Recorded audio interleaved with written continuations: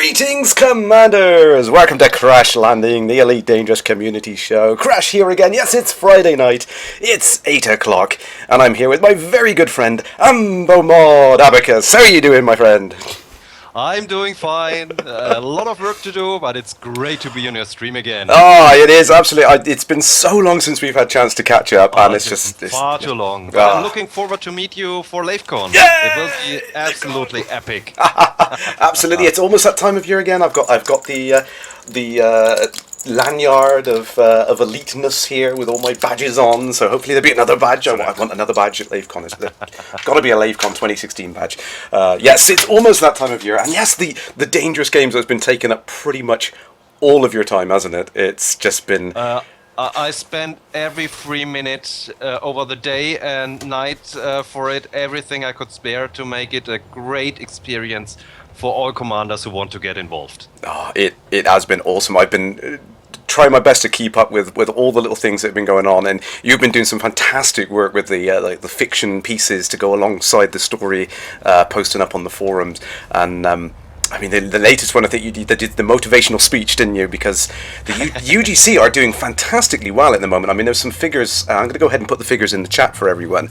But there was some great progress in the last push. I think there was the first of all.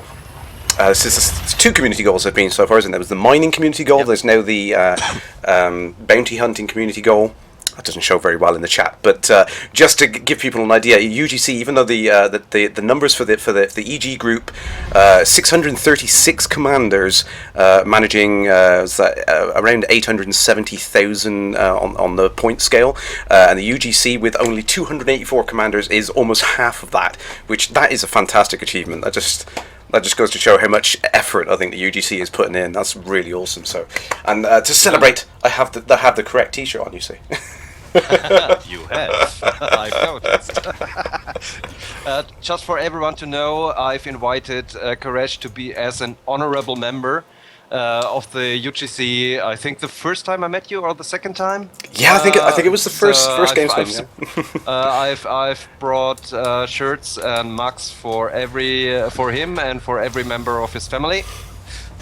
Just that he has something. Gotta support the cause. Going back to the wildcard games, considering we barely didn't make it during the votes, we are incredibly happy that we are now running solidly for a second place. It's absolutely stunning. Yes, it's awesome. It's awesome. It's really good to see. And I just love the way the whole Dangerous Games thing has just brought everyone together to work for a common cause. I think that was something which a lot of people didn't appreciate what some of the elements of the game were for, was to try and get people like the community goals. That's what it's about. It's about organising a large group of players and getting together and working for that common goal. And I think that's really, really awesome. And it's great to see the effort that people have been putting in, which is really, really awesome.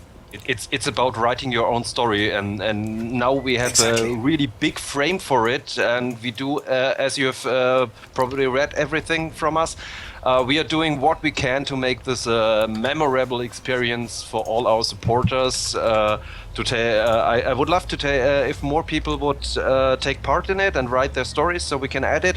But we will continue in our style anyway, because we like it, and it's our way to say thank you to all our supporters. It's awesome, and it like I said, it's lovely. It's like no matter what happens, there's just this fantastic story that's going along with it, which is really, really cool. I must just say quickly, I can see in the chat people are chatting about it. So congratulations to Mr. Junks, because I think he's just found out he's going to be a granddad, so that's awesome. Yay! Congrats. Epic! Congratulations. That's cool. That's wonderful. Cool. And Saturnine saying, am I taking German lessons now? I have tried to learn some things. I am terrible at languages. I think Reinhard, you can you can say that. I mean, we languages. Yeah, yes, a computer. Yeah, no problem. You can for the German language, you can always ask me to translate it. Exactly. No problem. Exactly. Reinhard speaks such good English. I didn't need to learn any. I was absolutely fine. Accent, but I do my best. No, I would love to. I mean, I think it's something I really want to do. I've been trying to look up online courses actually, so I would love to do that. It would be really, really nice. But I'm a bit loud, am I? Let me turn myself down, because I think we had this problem last week that my microphone was way too loud in comparison to. Professional microphone. There we go. It's such a good microphone. I just can't give it. Hopefully that's a little bit better. I've dropped it down a few decibels. There we go. It's the beard. It echoes. Yes, Saturnine. That's what it is. This is the Explorer beard. Yes, as was asked in the chat. Mech Shadow Beast. Yes, tonight doing a little bit of exploring.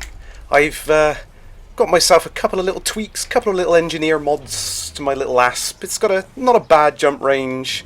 It's not great, it's not the best jump range I could get, but I got a few mods and decided I'm just going to head off, just do a little bit of exploring. Why not?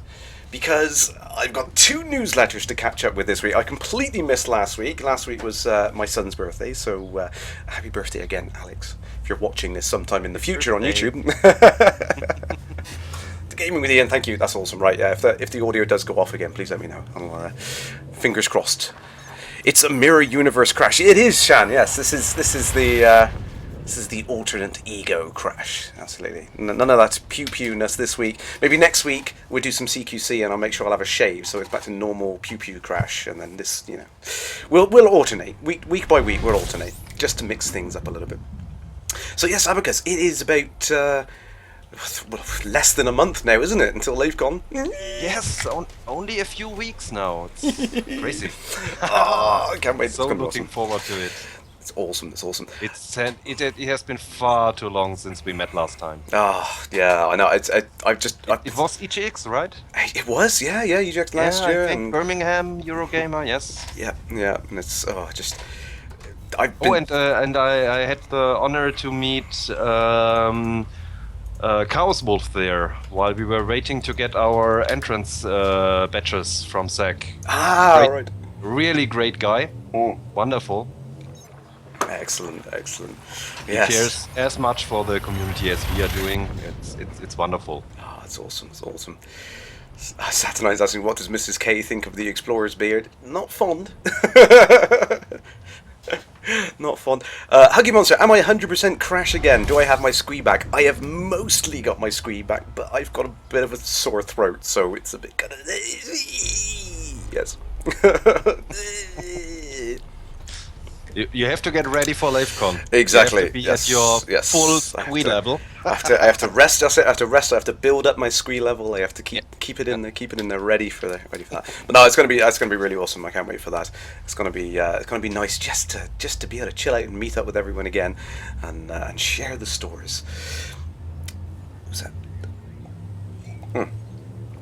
Jump. Right. So newsletter. I think by now everyone has probably covered everything which was in the newsletter 128 last week. Okay, just put in a link for everyone. Here it is. Cool. Thank you. I just quickly want to get a couple of images queued up because there's a couple of things, and I'm going to crash into a star. Whee! I've been so lucky. Big you can hardly. Whoops! Left a bit. Ah! I would jinx it by saying this. I know I will, but I've been very lucky so far. I've gone out quite a few thousand light years, and I haven't had a single bump into a star yet. I say yet because it's bound to happen. It can happen until your last jump. Yeah, that's fine. That's fine. There's enough star to go around. So if you need support for coming back, call me or the EES, the Explorer Escort Service, which is a part of the Explorers on Tour. If you didn't hear about them. Oh yes. They formed on the German forum. It's a loose. A loose membership. Everyone can declare himself an explorer on tour while he is out there exploring, and to bring them safely back, they founded the Explorer Escort Service to bring everyone awesome valuable data back to the bubble. Excellent. I think Ed Lewis might need your services very soon. I think he's. Anytime. Bless him. I think he's got a few Kylie's left to go. I think at last note, I think he was about 56,000 light years from Sol. I think he was. So he's on his way. Where to find me. He's on his way, but bless him. Shannon is saying, am I hoping this will be my elite exploration trip? I hope so. I hope so. I'm about 15% pioneer at the moment. I'm off. I'm off to the neutron fields. So hopefully I can get it done. I really want to get it done before LaveCon, but I've been so damn busy, what with getting ill and everything, I haven't had a chance to... damn it. Targraph, oh, you're not getting the notification when you're going live. Only 10 minutes. You've not missed much. Unfortunately, you did miss my little nephew. Sorry, we didn't put him on the recording. He was just live, so sorry, you missed that. Ed's needed those services for the last 40 plus hours. Yeah, I think. Oh, did something happen? I think. Oh, he's just. Did I miss it? He didn't have any issues. No, I think he just got a little stuck because he's got Asp Scout, isn't he? So he's not exactly the best jump range. It wasn't kitted out entirely from maximum jump range, and he was in that kind of dead spot on his way back from Beagle Point, where it's just like very thin star density, and I think he had one or two spots, but luckily Shan sorted him out, got him a route back. So nice one, Shan, nice one. Keeping Ed safe. I wish I would have had the time to go to Beagle Point too, but it was just priorities. Yeah, exactly. It's so much to do, so many things to do at the same time. That's the problem. As much as I love taking part in the community goals, but it's like I want to do a little bit of this and a little bit of that, and then I want to explore, and I want to, and you want to help others, and soon your time is gone. Yeah. And you didn't fly much yourself. I know this. Yeah, it's craziness, but it is. Hug Monster, yes, that's a good point. What about the the unusual circumstances around Jacques Station? Yeah, I think there's a little mention of that in the newsletter, so we will speculate away about that in a little while.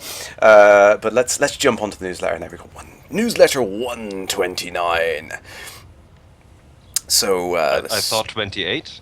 120. Oh, first. Which one do you want to do first? We'll do this week's. I think everyone's had a chance to catch up with last week's newsletter anyway. So. New link incoming. Here it is. Cool. Thank you. So yes, big shout out to this. I tweeted this out earlier on the week actually, and I'm right in the way of the camera here. Sorry. There we go. The movie. The movie, yes, which was what was it called? I shared it on our forum. It was really, really cool, actually. Crazy. Just a short live action piece. It was put together by the Erin People's Film Board, and it's just really, really nice. It just goes to show some of that. The interaction that you can imagine going on behind the scenes, and hopefully we won't have to imagine too much longer. That's speculation, of course. But it's that nice kind of like bartering over a mission deal and face-to-face interaction, which I think is really going to be awesome once the game pans out into that side of things. I think that's going to be really, really kind of bring home the fact that it's a living, breathing universe. So that's nice to see that and kind of set your imagination going of what's possible, which is cool. Oh, Snores! Hi, Snores! Hello! Alvin is in attendance. Hello, everyone in the chat. I remember many names. Greetings to everyone. Lots of names and then lots of familiar names. Hello, everyone. Jod31's just joined us. Greetings, Commander there. Commander Flint, you've never occurred to that pretty soon exploring would be more dangerous. You're 68% pioneer. You must get that back out there. Yes, Commander Flint. Yeah, exploration is going to get... interesting in the next few months. Just remember the quote from Braven: "Winter is coming." Winter is coming. Yes, absolutely. So I need to get out there before. Yes, and on the subject of that, here we go. Let's scroll down to the next thing, because this is the thing which is going around. I believe someone mentioned in the chat just now. Sorry if I missed your name on it. I think this is the FNS. Vanguard, is it? Or was that another storyline they were talking about there? Royal Hanky, greetings, Commander. Oh, Commander Brusilov, you don't get the newsletter? We got the link here. There were some issues. Should I post it again? I've got it now. Growing a beard, yes, I'm growing a beard. If you do get any problems with the newsletter, actually, please do drop a line to one of the community team on the forum. Just send them a PM or something. I know there were some which... they tried to move it over to a system which was better on the subscription, so that people got the notifications properly. So if you're still not getting it, just give them a nod. They should put in a link again where to find the recent newsletters. That is gone for a few newsletter loads now, and I think this was a great addition. Mm-hmm.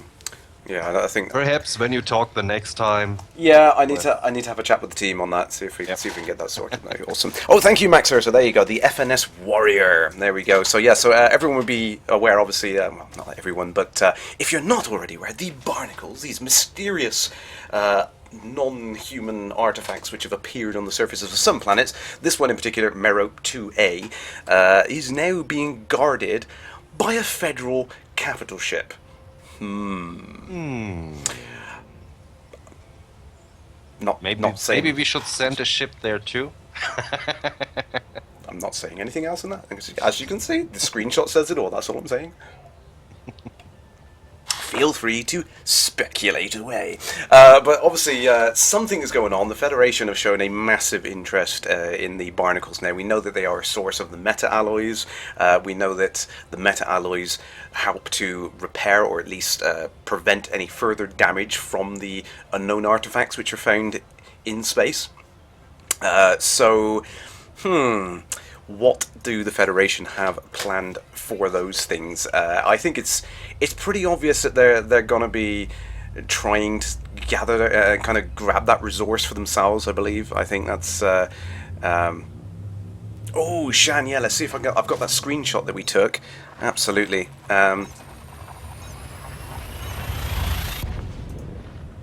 Oh, I can't put that video up at the moment. Sorry, Karakino. Yeah, the FNS Vanguard. I knew that name rang a bell. Was that the capital ship that got destroyed, and then it was just a huge debris field left? I think that was the one, wasn't it?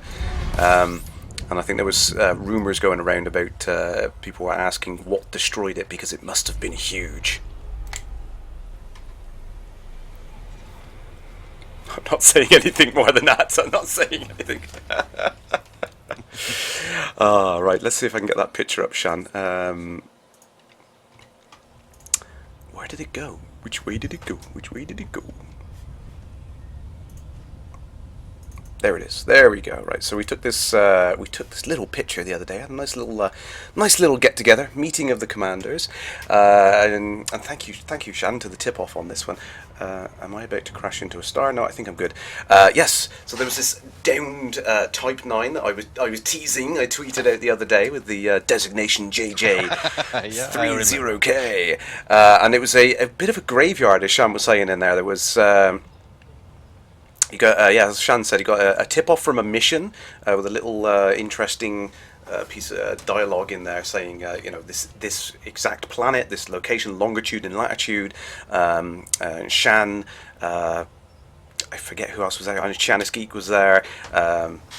Shan, sorry, please, Shan, if you have the list of the names of everyone that was there, please do give them all a shout out in the chat. And that's right, I think you were there with us, weren't you? Yes, we all got together. We had a quick look around this graveyard, a little bit ominous. No signs of life. That's Royal Hanky saying that's Mad Dogs. No, there were fuels left on board, so it was definitely not Mad Dogs.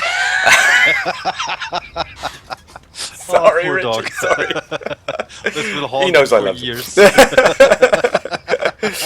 But yes, it was.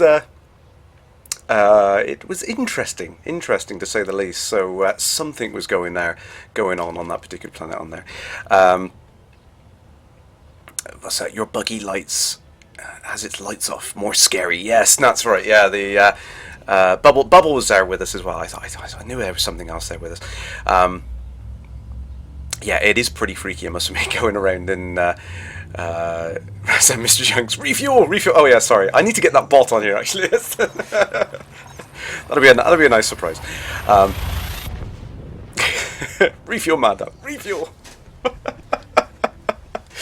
But yeah, something was definitely freaky. Something is taking down ships in that particular sector, and there was lots of reports. I think Shan was showing us of ships disappearing in that particular sector. So something is going on. Something is dragging ships down onto the planets. It's all getting a little bit mysterious and scary. Some of the things that are going on. I think it's like I said. I'm exploring at the moment with no weapons on there. Ryan, extreme greetings, Ambassador. Hello, Good to see you. Bubble had an accident whilst he was there and left some hull behind. Oh dear. Oh dear. Oh, Bubble. What's that game with him? Loving the Anaconda bubble ship. Yeah, I've got a little. Oh, you can't see it. Damn. I have to wait until I get near a star again. Yes, I got the little anaconda and I've got the little cobra bobbleheads. So I have been back to Civilization to refit quickly. I had a quick go with the that was one thing in the newsletter 128, wasn't it? The things that came out last week. The Cobra, Eagle, and Sidewinder. You've now got the ship kits, the body kits, so you can add like custom cosmetic elements to it to kind of personalize it a little bit more, which is pretty cool. You can mix and match the parts as well, which is quite nice, so you can make something just the right sort of style. I'd have a quick go with my Cobra. I love that. Unfortunately, I'm not anywhere near a space station, so I can't show you. I had prepared my Eagle at the last stream, wildcard stream, with some kits, but as Ed was late, he immediately started to fire at me, so I couldn't show it properly. Oh no. That's a shame, So I've told him before. But he was so eager to hunt me. Naughty Ed. Sean said, I think a crashed anaconda had a bad roll from an engineer and blew up. Oh, too soon. Waiting for the winter for two main reasons: Thargoids and MEA. Not speculate. Mrs. Noodles, greetings. Hello. Stephen Usher, lovely to see you there, my friend. Have I seen the new Thrustmaster hottest? Yeah. Oh crikey, that's not in the newsletter this week, is it? Damn. No, it's not in the newsletter, but I will look for a link. Give me a moment. So I think there was an announcement of this earlier in the week that Frontier are going to be working with Thrustmaster to make a game-specific joystick, which is really, really cool. How it's going to compare to the X52, that's going to be the big question for me.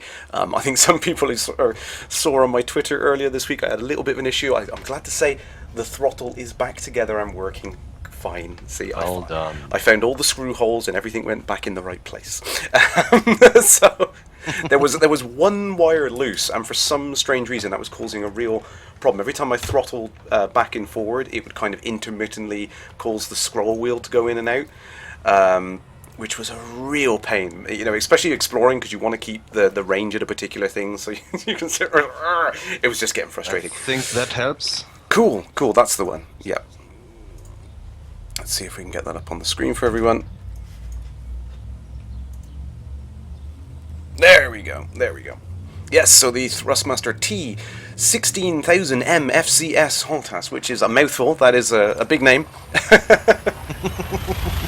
But yes, they are going to be working with Frontier Developments directly to make that Holtas, which is really cool. It's nice to see we're finally getting some new hardware in the kind of flight sim and space sim sort of genres, which is it's been unfortunately lax for so many years. I mean, you can see it's always that thing that the software must be there for the hardware to have a reason to exist. They have to be able to sell something, and space sims weren't there. Exactly. So now the hardware guys are playing catch up. I look forward to more hardware coming. So Absolutely. The more options, the better. Absolutely, yeah. And like the competition as well. I mean, having a bit of a competition in the market, hopefully it'll start to drive better prices and things for everyone. So, innovation. You have to have something special that the others don't have. So, I'm looking forward to it. It's kicking in later than I hoped for, but it's coming. Yeah. What's that from Shan said? Wish they had twist you on the Warthog. Take my money if they did that. Yeah, that's. I find that rather odd on some of the really, really high-end sticks that they don't have the twist for yaw, which is a really nice one. Simmer saying, "Well, no sticky tape and chewing gum to hold it together." No, I was good. I used proper tape and soldering iron and everything. I did a good job. I think I did anyway. Carcino, yes. If it works, you did a good job. Yes, it seems to be working anyway. I don't think I missed anything. It doesn't rattle when I move it, so that's a good sign. Yes, Caracino says, the great thing about the Thrustmaster is it's ambidextrous, so it's not ergonomically suited to one hand over the other, which is... I'm a bit puzzled that there is not a single throttle for the right hand. And there are some commanders who are just left-handed, so they would prefer to have a throttle for the right hand. But as far as I know, there's none available at the moment.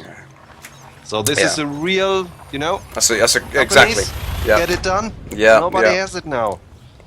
Yeah, that's it's great to see that someone's kind of taken that into account with the Thrustmaster ones. That's really, really awesome. Um, Max Ursa saying you're a lefty and it's not hard to get used to the stick on the right. Yeah, I think I've seen a lot of people kind of adapt to it, but I think it's nice to have the option that you don't have to. I think that's the cool thing, definitely. Just about the options, you know. Yeah. The more the better, and I think at least one option should be available for the people who want to have the stick in the left hand and the throttle in the right hand. Yeah. That would be really nice. I think we have questions all the time from lefties looking for an option, but there is none. Yeah, yeah, and it's such a shame, really. It's something which I think has been lacking for a while, but yeah, it's great to see that it's actually coming though. So that's good. Oh, Mrs. knows. Feeling better. It's like, how's my hottest? Yeah, I think we were just saying my hottest is a lot better. It's actually not dying a death. So fingers crossed, I can keep it in a good condition. Ooh, what have we You're got a here? maker now. I'm a, yes, or a hacker. Oh, one or the other. It's A hacker. yeah, Okay, yeah. a It's hacker is close enough. Ooh, I am starting to approach the neutron star region. Oh, yes, yay. Ooh, what did we miss in the chat? Sorry. What's that? Shan saying people don't like it. Was that the yaw adjustment? Makes their joystick floppy. Ooh. Innuendo. In whose endo?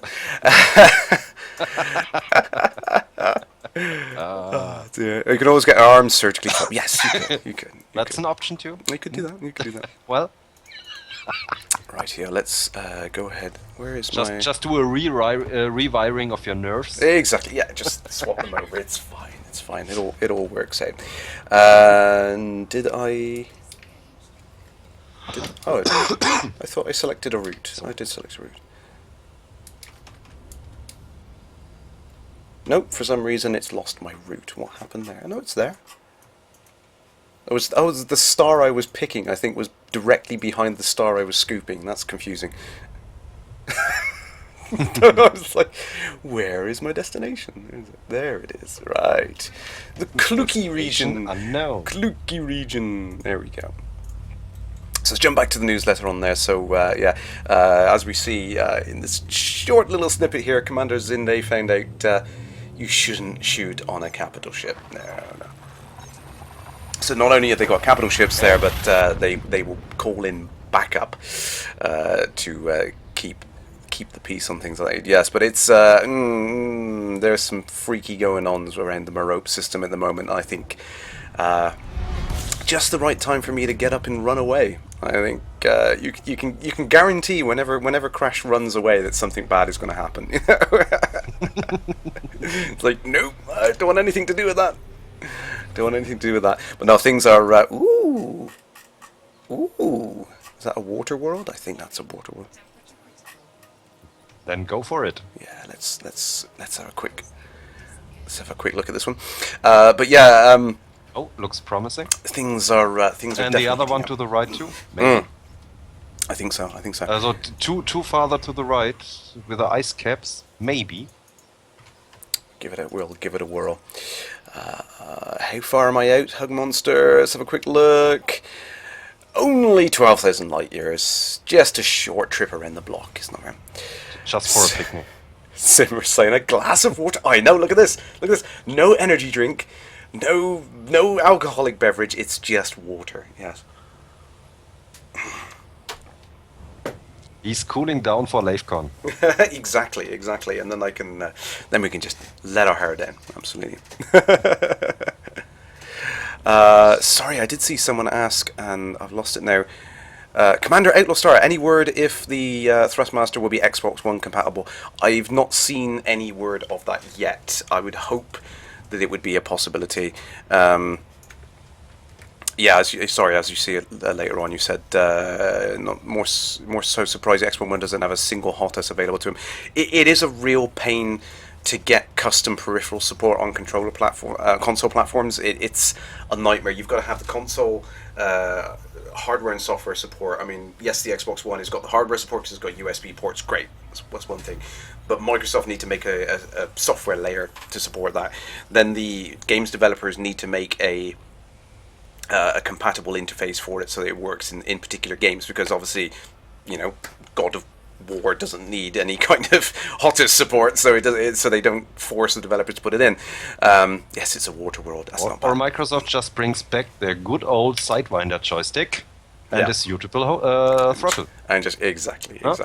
So it's a real pain. It's a lot of different things. Still have one lying around that works. No, my brother uses it. Still works. I love the side. See, I've got the Sidewinder steering wheel somewhere, which I use for the racing. Yes, love it. Yes, that too.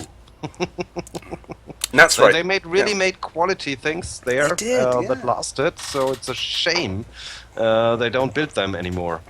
Yeah, it's crazy. That's right, so and ironically, the PS3 has a hot ass. I think it's Thrustmaster works. Yeah, because it had the driver layer support built into the device, which was like, they thought of everything. This is the way it should be. But yeah, it's a real pain that you don't see more things like that. I would love to see the platform kind of be more supportive of these kind of custom peripherals for various things like that. I'm hoping that with some of the news that came out of E3 last week, or this week, was it this week, about the Xbox One, I mean, Microsoft seemed to be focusing on platform parity, so getting Windows 10 and Xbox One to kind of work together more closely.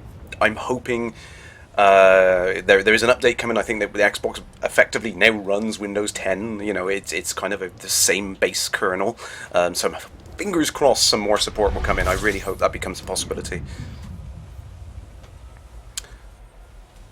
Would be nice if the console players would get decent HOTAS to enjoy the Galaxy even more. We really appreciate it. Yeah, absolutely. It makes such a difference having the hottest over a joypad. I mean, a joypad's great. I think it's that great middle ground between a keyboard and mouse. It's nice and handy, and they've mapped it really well.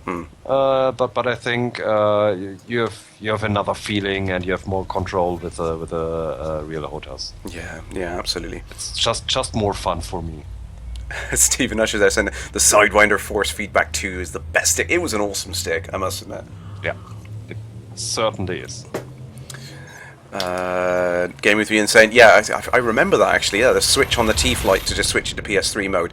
Again, I think it comes down to that. The hardware manufacturers have to physically think about support, because there is a slight difference in the way that devices work. So the hardware manufacturers, the console manufacturers, and the game developers all have to kind of work together to find a way of making something like this work with any kind of custom peripheral. Fingers crossed it becomes a thing. I really want it to be more that way in the future for people. But let's jump back on. And another community creation here, Commander Kronik, heading off to the Messier 78 Nebula. Exactly, and this is my thoughts this week. This is exactly where I fancy. Well, not that area of space, but exactly my thoughts this week is just chilling out, and just going out. No option for me at the moment. No, it's so busy with the dangerous games. But yeah, I'm just. I can honestly say I am doing my best to support everyone who wants to get involved. Yeah, no, it's really, really cool, I must admit. Really, really awesome on there. Sorry, was that... it's a great, big community event. It's wonderful to see. Absolutely. Targraft, I think it's a shame that console and PCs won't get crossplay, at least in private groups.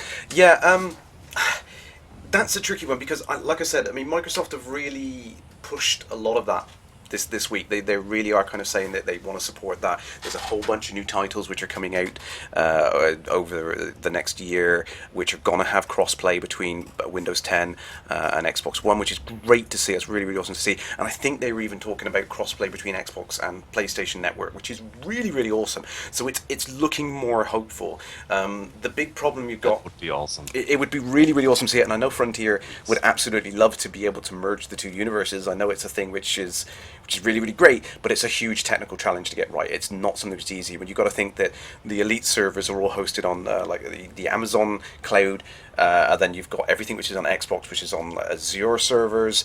It's effectively two completely different systems, and trying to get the two of them, it's like trying to get Bing and Google to kind of return results at the same time and splice them together like this. You know, it's not something which you just click a button and it magically works. It's a lot of technical effort to get that working. But I really would love to see something like that come in the future, particularly with the. I mean, I know that I'm pretty sure David has said that PS4 support is something they would love to do.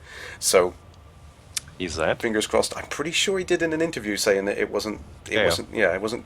I think several times when he got asked about the PlayStation, he said he would like to do it. Cool. Okay. Something like that. I haven't made an announcement, and that's good. That's good. Away. Let's speculate. Yes, speculate. Let's get the banner up, and I'm safe. There we go. Perhaps this was meant by Winter is Coming. You never know. No, I think it means something, but I'm not saying anything more.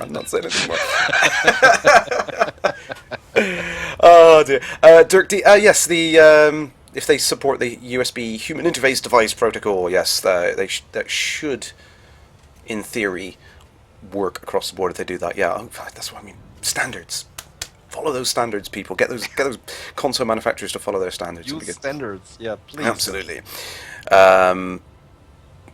Mech Shadow Breach, yeah, Microsoft want crossplay with other things. We have to wait and see. Yeah, fingers crossed. Yeah, I really, really want it to be a thing. I would love to see just everyone being able to. I love the idea of platform parity. I hate this kind of us and them things that happens in all the different community things being wedged into these pillars, whereas you have everyone who plays on Xbox and PlayStation arguing with each other. It's like they're all essentially the same machines now. I mean, they're all x86 running devices, PCs, the lot. Everything is running the same code. More or less PCs, so it should be easier today. Exactly.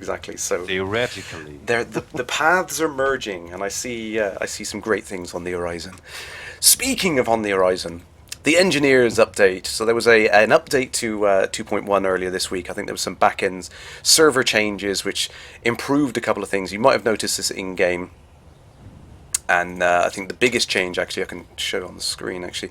The data cap was raised to 500, and the material cap was raised to 1,000, and which is great, because I absolutely filled up on all the material stuff, just going around gathering random bits and pieces, and I realized that I soon had a cargo hold full of random crap that I didn't want. It just, all of this common stuff everywhere, and I didn't really want any of this stuff. But it's nice to see that they're taking that into consideration. A couple of tweaks to various things in the background as well to adjust it. I know there was some changes to I think it's what do they call it? It's like there's a probability curve of what kind of AI level you're going to see. So I think there was a slight tweak, so you see more of the NPCs spawn towards the lower end of the ranking spectrum, which is quite nice to see, because I must admit, yes, they were damn hard.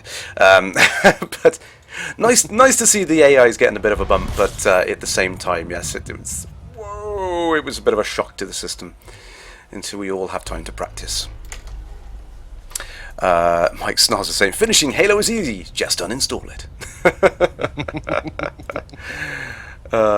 Play it with a friend, that's even better. Yeah. What else I missed on there? Sorry.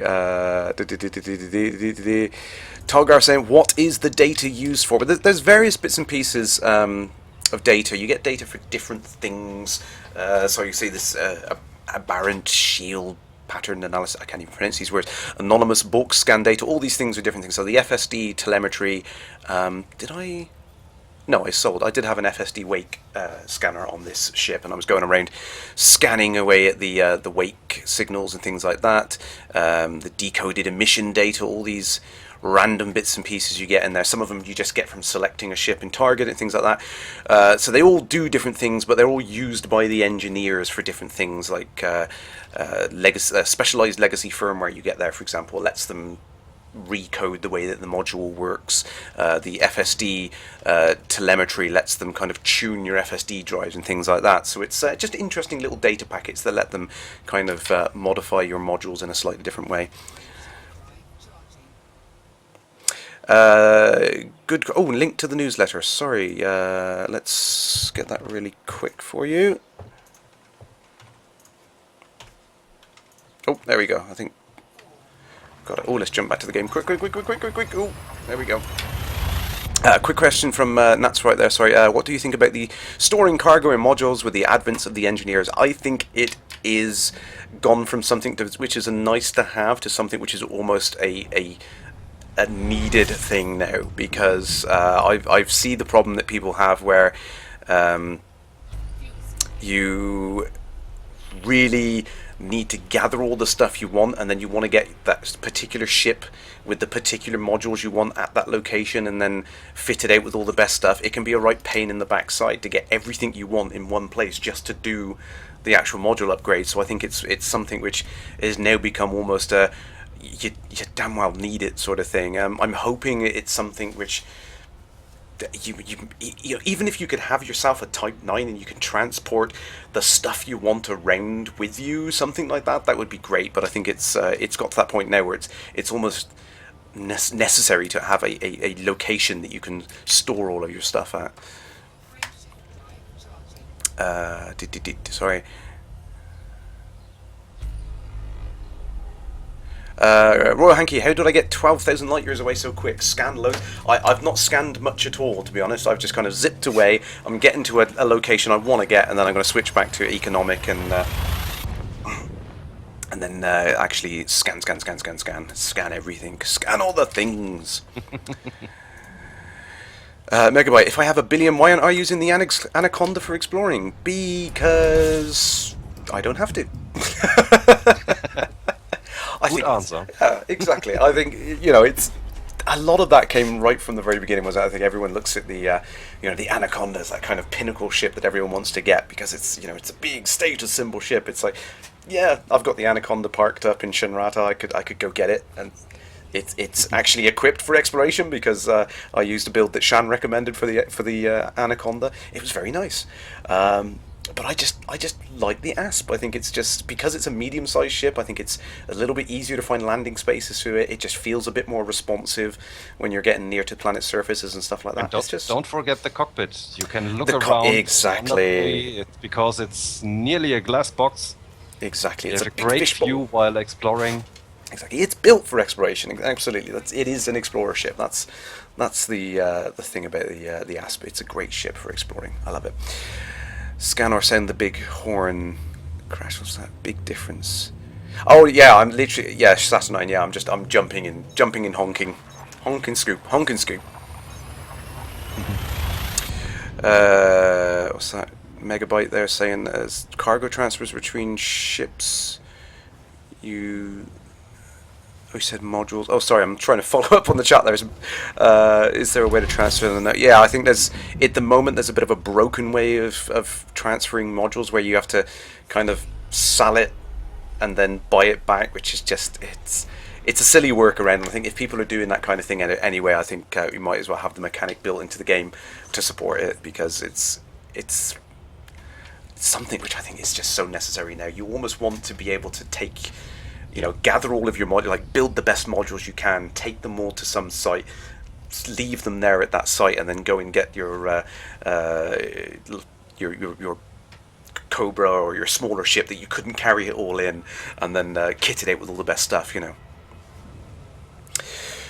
Game of the Year storage for modules is coming this year. Yeah, I think that was something they've bumped up the list because I think they realised how important it is. And, they are listening to us. I think, there's been a lot of criticism about 2.1. I mean, particularly because there were so many big changes that come in at once, and it's caused a lot of consternation in the community. I know it's kind of the random number generator stuff that everyone said, the RNG stuff, I know is a big kind of from a lot of people. But, I mean, Sandy did say, before the everything was even released, that they are looking at making a change to the way that works, so that it's more about you choosing what you want as the goal, and then kind of being able to reduce the chance or increase the chances of getting it, which is cool.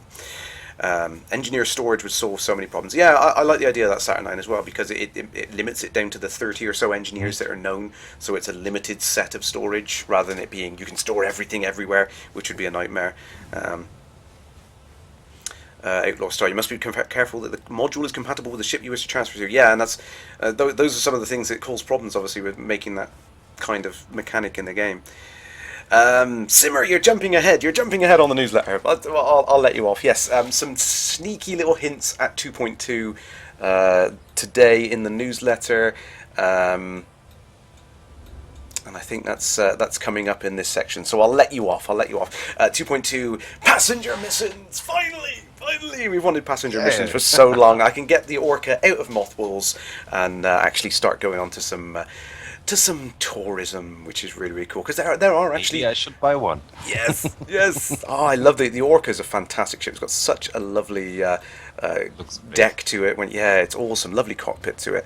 Imagine when we can walk around on this. I know. Luxury liners. I know. It's going to be awesome. You can go to that top deck there, and you just get that full wraparound view of the star system.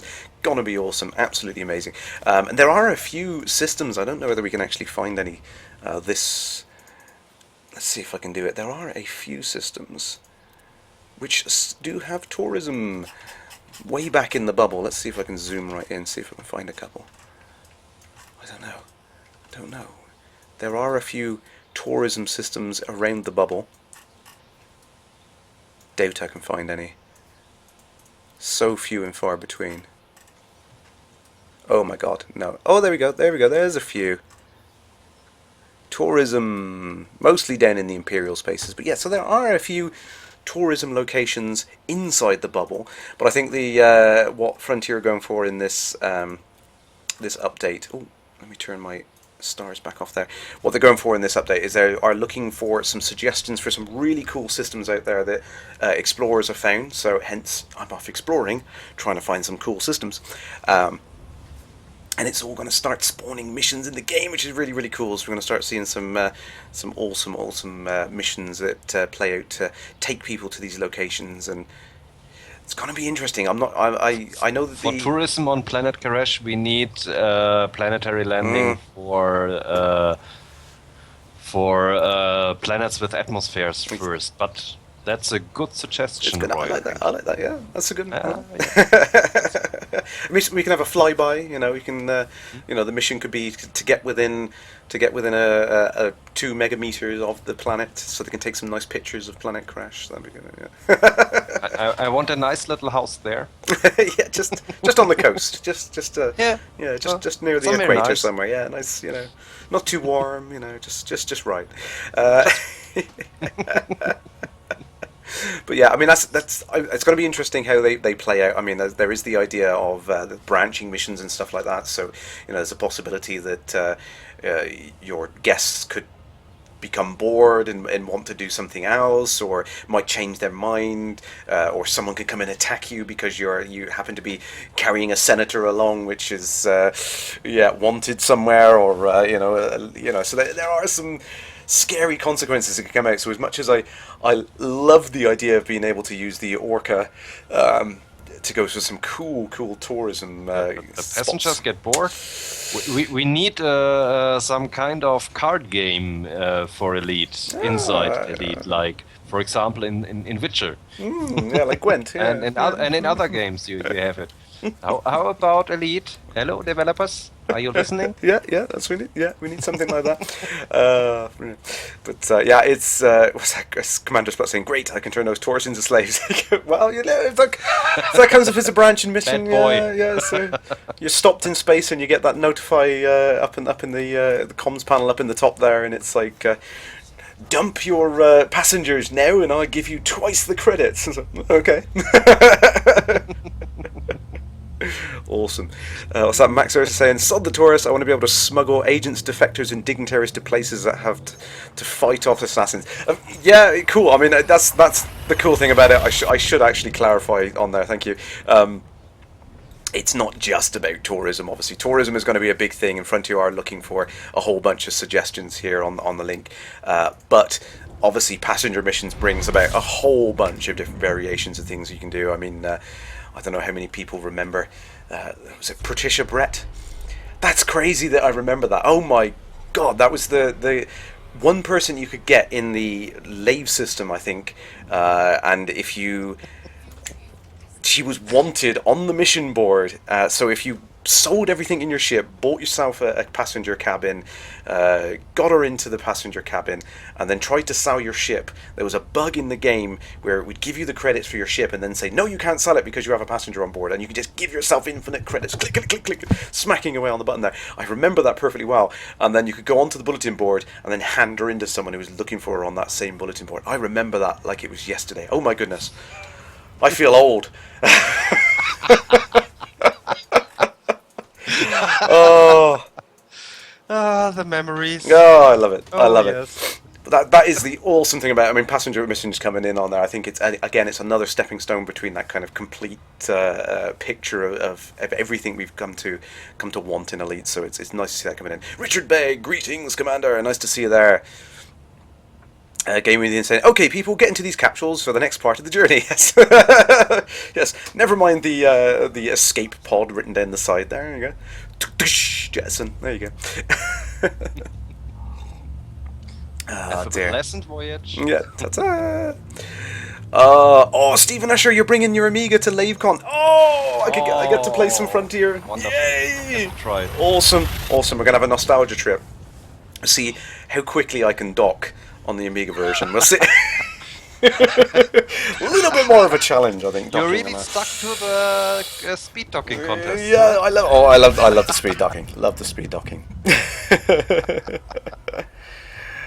Oh dear. Richard Begg saying it was a bug that made you millions. Yes, I remember that one. It was a great bug. There was the other one as well. I think the infinite cargo bug was absolutely hilarious as well. Jettisoning 1 ton of something you didn't have and giving yourself additional cargo space. Awesome. Oh yes, Richard Begg. Yes, nostalgia time. Boot up the Amiga. Yes, nostalgia time. You've got to do it. You've got to do it. So getting back onto the newsletter then, before I slam into the next star, let's go down there. So the Codebreaker event being run by the EDC Commonwealth on there. Code breaking event there, so you can get involved, get some prizes on that. Please do. Let me copy the link in there for anyone who hasn't already got it. But check that out. That's going to be pretty cool. Again, I love these player events that are being run alongside everything that's on in the universe at the moment. Let's get to the next. Get to the next star whilst we do that. There we go.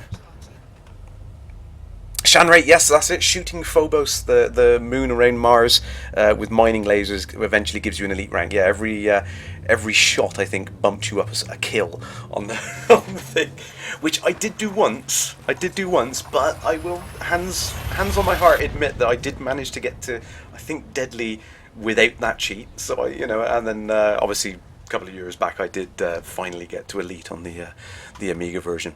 Other games will be brought to. Stephen Usher, I can't wait. I gotta have a little bit of Amiga nostalgia.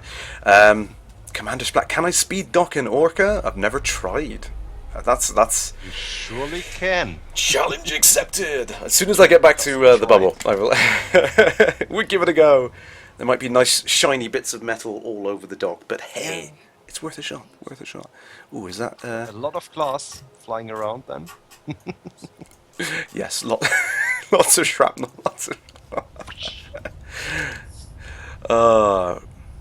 Richard Begg, yes, very good point. Yes, all the best luck tomorrow to Tim Peake. Hopefully landing safely and without issue tomorrow. So good luck to him. That'd be awesome. I'm hoping to try and catch that. I think it's probably about 8 or 9 AM GMT. I think he's going to be landing somewhere in Kazakhstan, so fingers crossed. Speed dock in a cutter. You can boost it. It's not that slow, but you should be sure where you are flying. Get out the way! Bang! Let's go. 10:30 AM, is it that? Oh, cool. Incoming ship has right of way. Yeah, exactly. I'm bigger, you move. That's it. That's the rule. Awesome. So jumping back to the news there, yes, we've got the Dangerous Games wildcard games are on to. Is it phase 3 now? Or is it what phase are we on now? It's phase 2. Phase 2. So the first phase was the voting. Mm-hmm. Okay. The second phase is now the wildcard games. Cool. In game. to decide the winner that goes in as the wild card to the finals. And phase 3 will be the finals, which should begin next Thursday, I guess, if they don't make a break in between. Awesome. Excellent. So at the moment, there's the third community goal for the phase 2 for the wildcard games. Yeah, that's about it, I think. I guess everybody knows about it, about the Rise to Power. Yes, yeah, no, it's an awesome thing. I mean, we'll recap it really quickly for anyone who is just catching up on YouTube or anything later on. But yeah, so the idea is at the moment there are the 10 major galactic powers in the game. And at the moment, one of them is actually quite close to dropping off the chart there. And what everyone in the player community is working towards, there's 5 major player communities which are working towards becoming a major power in the game as a player-run group, which is really, really awesome to see. And as you said right at the start, Abacus, the UGC is in second place at the moment. We've had the 2 community goals so far. We have the mining for gold, which my son and I, we got a few hundred tons of gold. We Excellent. Sat there, I did the same. Got it for the UGC. Mine with my brother a bit. And obviously the bounty hunting one, which is just finished, I think, yesterday. Yep. Which, like I said, I did get a few bounty vouchers in, and then a few of them I lost, but we won't go into that. Did some hunting myself. And then this week, jumping back to the newsletter really quickly, so this week is the trade-based community goal to gather conductive fabrics as quickly as possible, and that's... I forget where that is. Does it say where it is? It'll be on the map. I'll jump into the map shortly. Conductive fibers to fabrics to and I have to look for it. Yeah. but you have it. You see it on every station, the community goals, and you can sign up for one or more of the contestants, for the applicants, for the wildcard games, so you can share what you get for more than one group. And yeah. That's about it at the moment, and at the end, with the finals, there will be decided which group or which coalition can develop a new power together with Frontier. I don't think that this will be player-driven. I guess it will be only player-developed together with Frontier. They will have the last word on everything, of course, but this will be a player-developed new power. So that's what it's all about. Yeah, really, really cool. And thank you to Mech Shadow Beast. So just give me a shout out in the chat. Yeah, so Tartarus Point in the Momus Reach system. There we go. But yes, sorry, still sitting in Bjorty in Sternbach Vision. I didn't have time to enter the wildcard CG3 yet. No. We'll do at the weekend. But it's awesome. But it's awesome. My priorities are clear. Yeah. It's not that I don't do anything. I'm not relaxing. I'm doing my duties. Yeah. So busy. So many things. Oh, what have we got here? Oh. Right. Nobody look. I just spotted an awesome star. You can't have it. It's mine. It's probably already been scanned. It's probably has. In the bubble, yes. I think you don't find anything. It's a little weird. Royal Hanky said, did Frontier say there was room for 20 power play factions? So why don't they just add player factions? I think it was 10. I think No. They said they would go with 10 for the beginning, but there is room for more. I think he's right about the 20. They will want to add more, so it may well be that the other 10 are maybe reserved for these kind of powers that are now created. Maybe. It's just speculation. I don't know anything. Speculation. Yeah, it's a good point actually. But I think you're right. They wanted to go up to 20 at the end. Because obviously it's limited to 10 on the interface, but yeah, it does ring a bell actually. There's you know, developers. yeah, you do the minimum you need. Like, yes, Mistress Lilith is already taken it. Never mind, it's a cool looking Mistress star. Lilith, excellent. That's one of our absolutely explorers at heart. Yes. That's a founding member of the Explorers on Tour. I shall salute. I shall salute to the discovery. We can share. We can share the bounty on that one. It's nice. It's nice. I love spotting things like that, though. It's great as you're going along and you're like, "Ooh, what's that?" It's just a completely distinct looking star, just by complete accident there. And now I've lost where I was going. And she's flying at the moment too, of course. Oh, As the Explorers on Tour have decided, there's a nice story in our thread, to support us, which is awesome. That's really cool. That's cool. I love that. Quickly. What's that saying? That's right there. I'd love to see the ability to become allied with your chosen faction so they didn't attack you. Physically choose an option to become allied that is in the game. Yeah, at the moment it's. I mean, you can see it, can't you, when you're actually working through the mission stuff? But well, do you definitely mean faction and not power? Because I know with the power you become aligned to them. With a faction, you become allied with them by doing the missions and things. I think what was the question? What did I miss? Ability to choose to become allied with a faction. Okay, that would be nice. I think I thought about that too. It would be much better to be able to just say I'm allied with them, and then to drop these clan tags that we have to, go to the support to get. And so it will show up when you're flying around, and when you're scanned, it will be shown that you are from this or that faction, like the NPCs show it right now at the moment. I think that would be a nice way to get this into the game. Maybe. Yeah. I think that's what you're talking about, Nets, right? I think so, yeah. Ooh, not far from the neutron fields now. Let's head on out. There we go. Yes, bookmarked it. Minor factions, right. Okay. Sorry, it's hard. Never mind. Don't worry about it. In less than a month's time, that's right. We can stay up all night chatting about these things. Absolutely, and it'd be just face to face. None of this internet text nonsense getting in the way and everything being lost in translation. We can have a nice chat about it. What's the saying? Richard Begg, have we discussed the battle cruiser at Merope? Yes, we did briefly go over it. Actually, yeah. There was lots of speculation abound of what on earth the Federation are doing, skulking around the barnacles in the Merope system. Obviously, they're up to no good, but yeah, things are going to start to unfold there. I can say no more. My lips are sealed. Game Within, is the Wolf Rayet star type new to the game? Don't recall seeing it. No, it's been in there for a while. I've seen a few Wolf Rayet stars. I've seen one too. They are in there for a while. Rare. They are the incredibly rare. You can't scoop them. They're not much use. They're kind of stars which are, I think they're way towards the end of their lifespan, so they're not particularly useful for anything.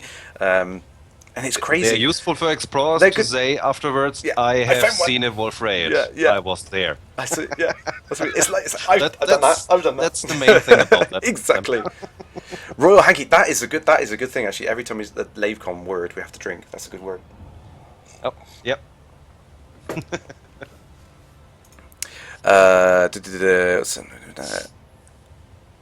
So Richard Brigger, it's the feds. Might have thought it was the Thargoids in the skies. No, it's definitely the feds. The feds are messing around near the barnacle sites there. Goodness knows what they're up to. But I think it's going to start to unfold in the next couple of months, definitely. So if you are interested in what's going on, then get over to the Merope system and have a quick look. Just knock at their door. Yeah. I think the Empire is probably not going to hang around and just let them sit there and do that. It's just unfair. That's right. And I hope to see some more lore and options and so on from the Alliance, because they're on the sidelines for so long now, and they are the third big power, Still, they really need some love. That's all I wanted to say. You, you'll see my screen in a minute. My lips are sealed. My lips are sealed. I don't know. That's Okay. Okay. I will talk to you later. because I mean there is the is it in the game? Let me check it's in the game first. Let me check it's there. let me see. Let me see the. We got the Pleiades You know Nebula you can here. Yeah, I mean, we're not broadcasting live or anything like that. It's fine, fine. So obviously we've got the Merope system out here in the Pleiades Nebula, and let me turn on what star classes we want. Economy. There we go. So obviously we've got Maya is there, which is economy of high tech, and ooh, what's this? What's this? Oh, it is. It is in the game. There we go. Look at that. A service economy in a state of expansion, owned by the Alliance. That's curious. Sat out there all by itself. What on earth are the Alliance doing out there? That's all I'm going to say. That's all I'm going to say. Okay. Rumors abound. Rumors abound. Crash is such a tease. There we go, Max Versa. Yeah, it is. I wasn't sure if it's in there. I wanted to check on the map first. There was that thing in the back of my head. It's like, has the Alliance listening post been added yet? I can't remember. But there, it's in there. It's in there. There we go. It's official. It's official. It's in the game. I won't get in trouble for saying it. It's okay. Shanrez, did he mention the end of Frontier first encounters were changed so that we killed the Thargoids rather than kill? We didn't kill them. We didn't kill them. We didn't kill them. So yeah, we haven't gone over that actually, but that is the elephant in the room. Another, as usual, and I've got so thick skin to these things now. It's like another week, another hands in the air, screaming from the rooftops thing on the forum. You know, it doesn't seem to matter what change Frontier makes. There's always at least one person who wants to get on their soapbox and scream about the terrible, terrible things. No, it wasn't that bad. I'm taking the piss. But there was an announcement. Michael Brooks came on the forum and he said that the official direction they're going with the lore is not the most popular or most well-known ending to Frontier First Encounters. So to recap that, I mean, anyone who didn't play it might not know, towards the end of First Encounters you start to get some mission, some story-based missions that would get you to get the Thargoids working along with INRA. Now INRA were the...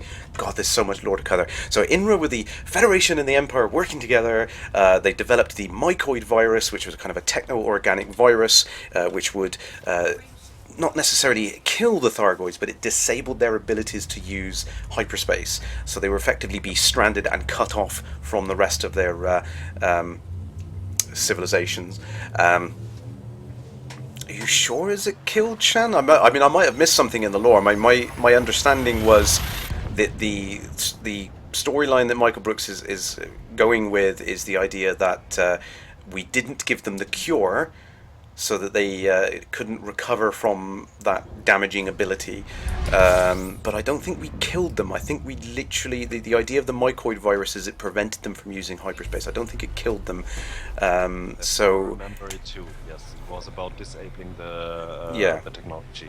Yeah, and I think that's what it was. It was targeted at their technology and not at them. Yeah, exactly. So the alternate path you can go in, and obviously, is you get the Turner class ship. You can go and deliver the antidote to them. You end up making peace with them, and I think they come back and they start populating some worlds near human space. I think ammonia-based worlds and things like that. So that's why there's a bit of an explorer rush to find ammonia worlds, because it's obviously a popular location. But yeah, there was that storyline. So Michael Brooks has said that is no longer officially canon. That is not the direction they're assuming. They're going for the direction where we did not assist the Thargoids. We let them effectively lose their ability to travel in hyperspace. To me, I think that makes a lot more sense. I mean, the kind of nice, peaceful, friendly ending would not kind of give much drama and tension and many storylines to go on. If the Thargoids were peaceful and friendly and they had the ability to travel in hyperspace, the galaxy of Elite Dangerous would look a lot different to what it does now. We would see them everywhere for a start. We would be talking to them. There would be diplomatic peace between us and them, and they would most likely be spread out and populated systems near us. So we would see them a lot more. The fact that we haven't seen them, I think, is a big clue towards that idea that, you know, it's something went wrong. We never actually had any kind of diplomatic relations with them whatsoever, and they have effectively been stranded, which I think makes a lot of sense. Basil asking about Polaris. Now, Polaris, oh goodness, yeah, that was one of the missions later on, wasn't it? Because if you got to the Polaris system before you had the mission, it would cause the game to crash. I remember that. I remember breaking the game by sneaking up to Polaris. But yeah, I think there was the you met a Thargoid scout in Polaris, and they would take you through their hyperspace technology directly to the is it Miek? I can never pronounce it, but one of those systems where you would see one of the Thargoid motherships. Targarth, yeah, pretty sure it killed the hyperdrives and nothing else. Yeah, I'm pretty sure that was the storyline that went through it. One has to wonder who's behind those barnacles, even if the Thargoids at all. It could be another species. Miak, that's it, Karakina, thank you, yeah. DJ Tarjan, greetings. Yeah, I mean, that's David said. I mean, as you know, there isn't just the Thargoids. He has hinted that there are more than just the Thargoids out there. There are possibility of more sentient things. But I like the story. I don't know if you've thought about this at all, Reinhard, but I like the idea that now this is entirely speculation. I'm going to put the banner out. This is me speculating. Go for it. I like the idea that the Thargoids were effectively stranded in systems. They couldn't travel through hyperspace, so they had to settle down on planets and find a way of living on these planets. And I like the idea that the barnacoids... I like it too, yeah. That's my speculation. Yeah. That this is the storyline they've put there to unfold. And at one point in time, they will finally get it done and go into hyperspace again. I think it's I like show up exactly. I like the idea that it's like they've planted these barnacles down. They're almost like they're like factories, like research stations. They're gathering the materials. They're evolving into a new technology which is immune to the mycoid virus, and it kind of allows them to travel through hyperspace again. So suddenly they can start going through space again, and that's going to be a huge change of the game. And it also kind of plays into that. I mean, that idea of the meta alloys being resilient to the unknown artifacts. The unknown artifacts cause the technological plague. You know, that seems so close to the idea of the microvirus, doesn't it? That you've got like these unknown artifacts that cause these same problems that the mycoid virus was intended to do, and then the meta alloys are effectively a cure to that. It's almost like they've developed a cure to it, and they're just building themselves back up. And I think, what's that? Shanray saying, or Thargoids taking over the human tech, which bypasses the virus. Yeah, that would be what's that? The mystery Diamondback. Yeah, all those crashed ships on the surface have been crashed there because they're dissecting our technology. That's again massive speculation, but that's a really cool idea. I love the idea of that as well. That all of these abandoned ships you see in these hybrid technology. Why not? It's crazy. What if the FSD drives are Thargoids? I think the green tank. I think the original hyperspace technology was reverse engineered from. I think if you go back and look at the lore, goodness knows how much of it is actually real lore anymore, because we know that's all changed this week. We have no idea what's going on anymore. But yeah, I think the original explanation for hyperspace technology was it came from reverse engineered Thargoid tech, which the Federation kept under wraps. I think, is it, let me see if I can find it before I jump to the system. I think I'm going to jump before I can do the system map. Come on, quick, too far away. Ah, damn. I think it's the moon, I think it's Triton, the moon of Neptune, which is off limits. You need a permit. You're not allowed to land anywhere near. I believe the Federation had a secret military base on that moon, and I think that's where they originally had some ancient technology that they reverse engineered the ability for hyperspace. I think that's the storyline. Either way, Get a backup of the storyline from Frontier. yeah, and I think Give us the lore that has passed, the official version now. yeah, absolutely. I think that's the one thing that a lot of people have been saying this week now is if a lot of that is now, it's up for grabs. No one knows what is really lore. I mean, I know Drew Rager's put out on his site saying that all of the research and information that he put up, he's now taken down because he's not 100% sure that what is correct and what isn't. So it's entirely in Frontier's hand now. So he didn't want to spread any misinformation, so he's removed it from his site, and I can understand that. So yeah, it's interesting. I don't know where things are going to go, but I think there's a lot of really cool possibilities on there. So DJ Tarjan, the barnacles are spread by humans latching onto the ships like barnacles to boats in real life. It's entirely a possibility. Yeah, you can imagine that that's what's happened. The explorers have gone out and seeded the galaxy with these things, and the barnacles could be the spawn of the unknown artifacts. So they do seem to have this symbiotic relationship between the artifacts and the barnacles. There's definitely something between those two. They've got to be related in some way. Tologar saying it would be awesome if they could use our own tech against us. Yeah, absolutely. That's right, you're back. Hello. Richard Berg. Oh my god, that would be very Borgish. Yeah, I like the idea of that. Or Species, what was it? Species 6-2. What's the? Oh, I forget it. It's Voyager. What is it? Yes. Species 6291 or something. I forget what it is now. But the organic race that the Borg can't assimilate because no, it had 4 digits on it. I was not 8, 7. Oh, damn it! Something like that. Yeah. Yeah. Ask your sister. Yeah, she won. Yeah, she's gone now. Where are you, Shorty? Come back, Shorty. We've got a Star Trek trivia question. Come back. Ah, thanks. 8472. That's the one. Thank you.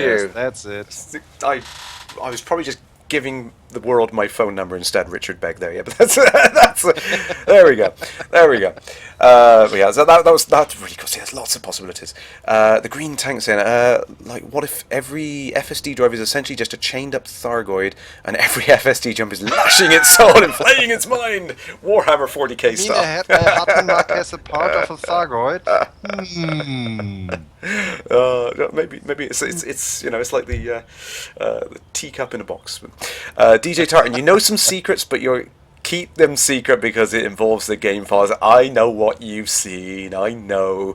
I can read the game files too. I did not look at anything until earlier this week. Actually, I kept my praying eyes away from the game files. I wanted to surprise myself, and then I saw a couple of people on some sites and Reddit start to post some things up about the game files. I thought, might as well have a look. And yes, I have seen the contents of the game files as well. I know what's in there.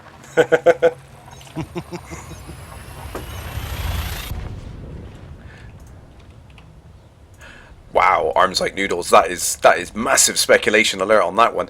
What if the barnacles are in fact their new method of transport, such as using the gravity of planetary bodies to warp space-time to build a Stargate-based solution so they don't travel through witch space and they bend space-time instead? Why not? Why not? There's so many possibilities, and that's what I think is pretty cool about the fact that they're kind of wiping the slate clean with a lot of things and saying, look, whatever storylines we developed so far, they're up for grabs. They might change. What's that? Commander Hummo crush. Ah. So you could jump out of witch space into the Thargoid dimension. Now, I think reading back through some of the books and DJ Tarjan, winter is coming. Yes, absolutely. Reading back through some of the books and the various bits and pieces which are available, the suggestion is, I think there's this kind of because when you go back to the original games and you've got the explanation of witch space, and then you go to Frontier Elite 2 and First Encounters, and then they talk about hyperspace as being something different. So it's kind of tricky, and I can see why Michael would say, let's just kind of wipe the slate and we're just would define these things as two separate things, because I think Witch Space in the original game was just the area between stars, so literally like light years between stars, right out where there's absolutely no matter. It's completely void, and that was the location that the Thargoids would pull you out, and you'd be dumped out, miles away from anything. You couldn't escape to a station because you were too far away. So Witch Space wasn't really anything mythical at that point. It was like this, just the area between stars. And then obviously hyperspace that was introduced in Frontier Elite 2, it was more of this kind of idea of a completely different dimensional travel, like it was like a wormhole type thing, which was different again entirely. And there's been a lot of cross back and forth between the two, so it's really confusing. It really is. What's right and what I don't know. It certainly is. Yeah, I think it's better if they make a clean cut and explain everything anew. If they have something cool in mind, so why not? Yeah. Several decades have passed anyway. Exactly. Technology has marched on. Exactly, and that was one of the things. I mean, one of the reasons for the start of the story behind 3301 and Elite Dangerous when it kicked off into live was this idea that the tantalum enhanced FSD drives allow faster travel through hyperspace. Now, I always love the idea that what you're seeing now on the screen, the hyperspace effect, that the Thargoids themselves could live inside that space. Now, there's always this explanation that humans couldn't stay very long in hyperspace because of hyperspace madness. So you couldn't jump these infinite distances and stuff like that. But I like the idea that Thargoids could effectively sit in waiting in hyperspace and grab players out of that hyperspace. Effectively, I'm not necessarily immune to the effects of hyperspace, but more accustomed to it, more hardy sort of physiology to them, so they can actually survive in these areas. I love the idea of that. I think that's really, really cool. What's that? DJ talking? I actually think the barnacles convert metals into energy that the Thargoids use to charge up their ships. That's an interesting one. That's speculation. Garzini, yeah, that's a good point. Actually, wasn't hyperspace used to travel between the galaxies in Elite 84? Yeah, I think that's what it was. You had a galactic hyperdrive, didn't you? That led you jump between a galactic hyperdrive. Yes. Yeah, and the great explanation I saw on that, I think it was retconned together a little bit by the community afterwards. But the idea that the 8 galaxies were just slices through the Milky Way, and when you use the galactic hyperdrive, you were jumping to a different area of the same Milky Way galaxy, which was a really cool explanation to it.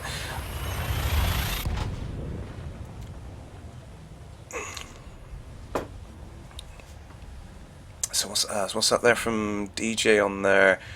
The broken missions. Ah, yes, I did see this. That is a cool link, actually. I did see this earlier in the week. So there was a bunch of missions that followed on. Later, yes. Thanks. It's a good link on there. Definitely save that link, anyone who's there in the chat.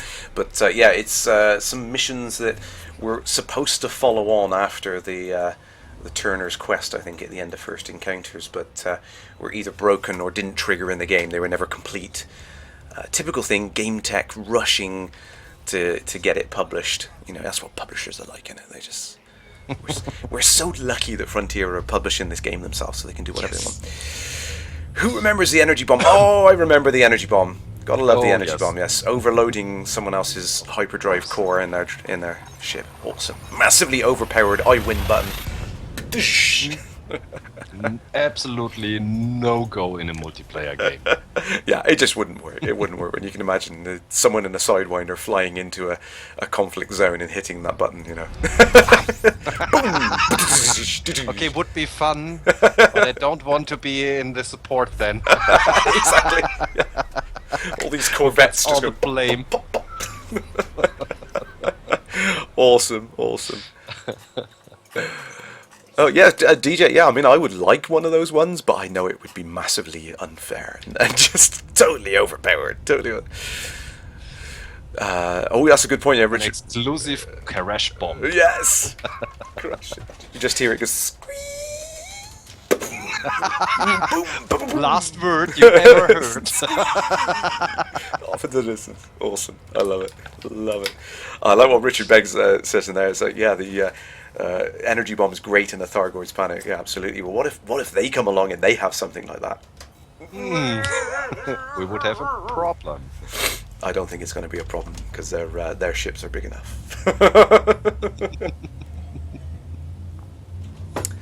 What's that? The energy bombs in Frontier League 2 only damaged, not destroyed the ships. I think it depended on the size of the ship, Humbo. I'm pretty sure, like the smaller ships, if I mean, it was totally overpowered for the smaller ships. I think for those it would be like a one-hit kill. But for something like the Imperial couriers and the bigger ships you started to fight later on, they definitely took a whack from an energy bomb, but they wouldn't be destroyed, I don't think. Don't remember from the second game, but in the first game you destroyed ships with it. Yeah, it was massively powerful. Richard Peck said it's like the Nukem button in Lemmings, and it oh no, everyone's gone. Same upbringing. yeah, exactly. I think. That's it. We're all friends here. That's it. We're all yeah, absolutely. The big ship survived. Yeah, I'm pretty sure they did, Humbo. Yeah, absolutely. It was. I think. Right, let's jump back actually. So we've been missing the newsletter. Sorry, let's get back on that. So yeah, there is another community goal actually, which I'm probably going to miss this because I'm not going to get back in time for Pranav Antal, which is exploration one.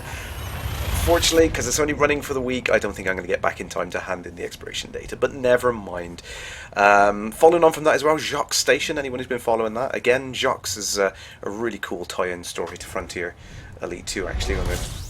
Was it All the Glisters? I think that was the story, wasn't it? Pretty sure it was. I'm flexing the lore muscles tonight, absolutely. It's exercise for the memory. But yeah. In the second or third game? I think he was in the second game, yeah, and he was a cyborg barman, which was serving drinks along the station, and then he earned around Topaz, wasn't it? He bought the station sooner or later and refitted it to jump with it. Exactly, with the biggest drives you can see. So yeah, we all know a couple of weeks ago he made the jump from Gliese 1269 trying to get to the Beagle Point system. He's disappeared, but we have been receiving messages from him. So he's not destroyed. He's definitely out there. He's sending some messages back, but they are fragmented at the moment, and nobody knows where he is or what's happened to him in this thing. So fingers crossed we can get out there and find him, and hopefully recover whatever they can and get him on his way to his final destination. That'd be nice. What's that? Sorry, saying, are the octagonal Thargoid motherships going to be Corvette-sized or capital ship-sized? I wonder, assuming they do come back into the game. I think I've said enough about the size of the ships, and I won't be making any more. What was that? I don't know. No. What? What was that? What's that? That's right. All I'm going to say is big. Big. Lore is, what's that? As lore ain't what we thought it was. More lore, yes. More lore.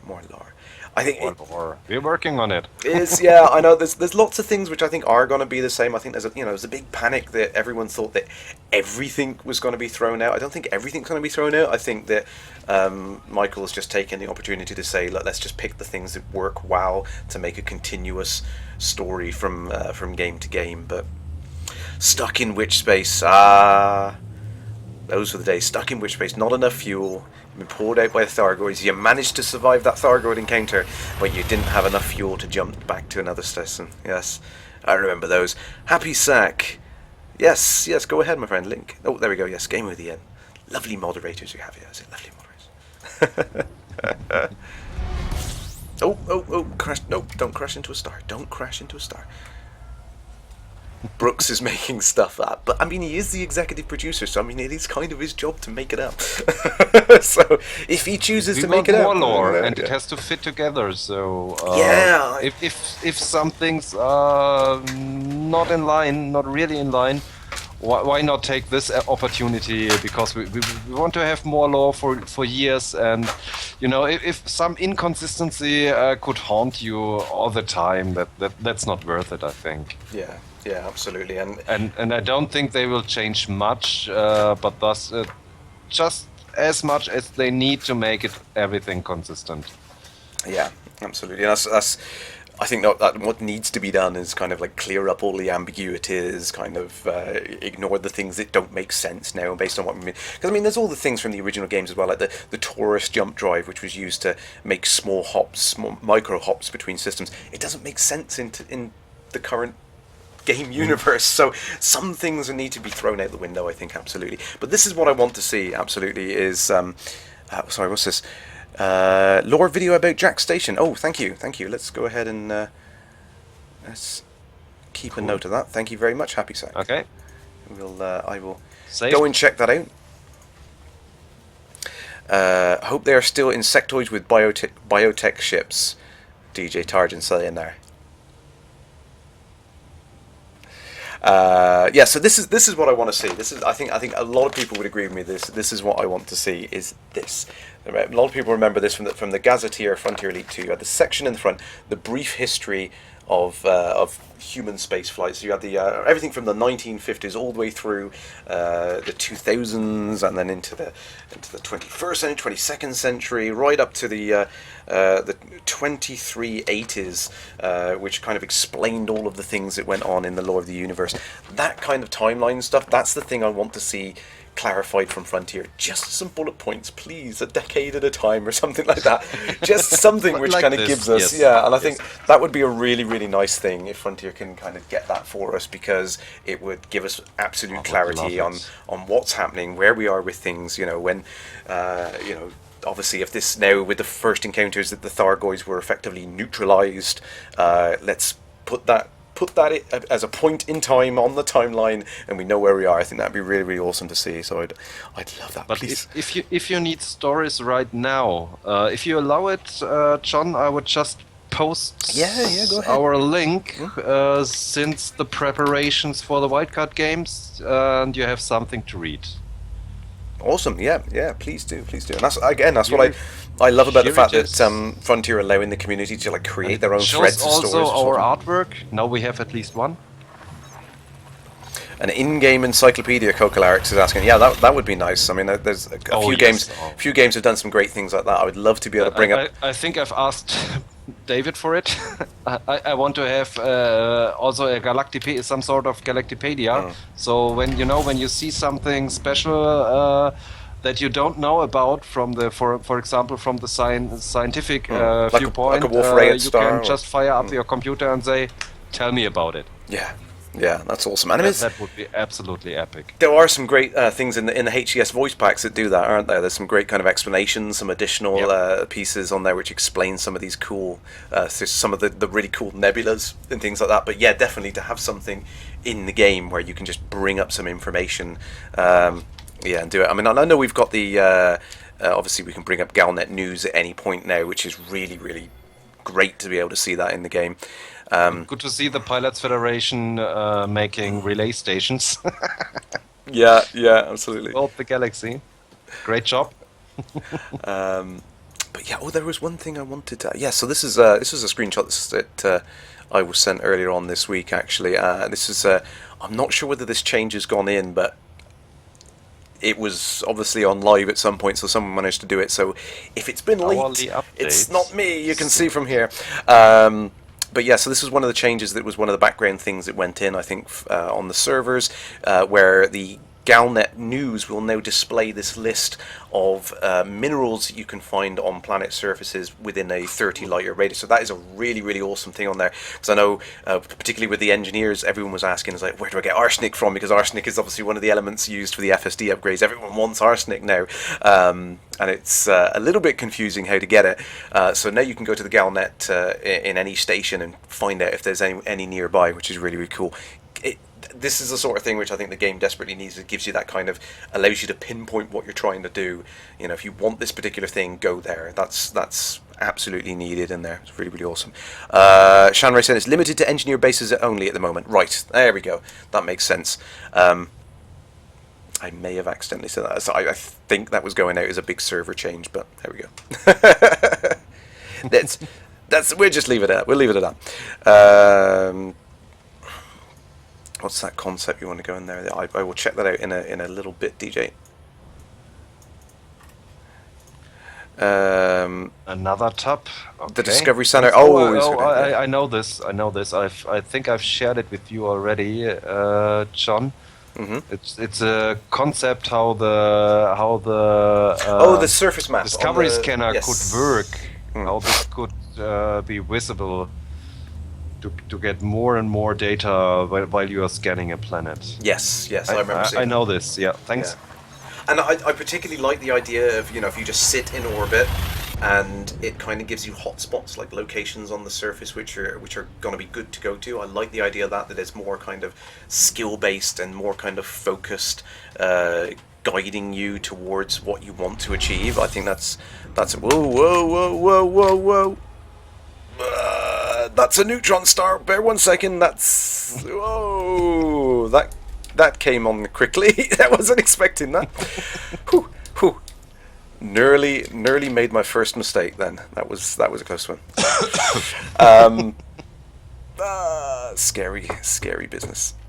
I completely forgot. Yes, the Discovery Maps. Yeah, I like the idea that that more kind of directed gameplay, I think, is something which is needed rather than this kind of, at the moment there seems just too much chance and like unknown complexity to a lot of things. Now, another thing with arsenic, I mean, this was something that came up. A lot of people are asking how to find arsenic, and what people didn't realize, of course, they weren't actually looking at the information that was there. So I know when you look for the information on arsenic, you've got the information here. It said like the sublimation point is 887 degrees Kelvin, which is quite low.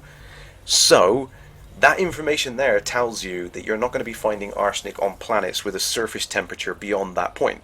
So you need to be looking for planets which are pretty cold in order to get the arsenic forming on the surface of it. So the information is there.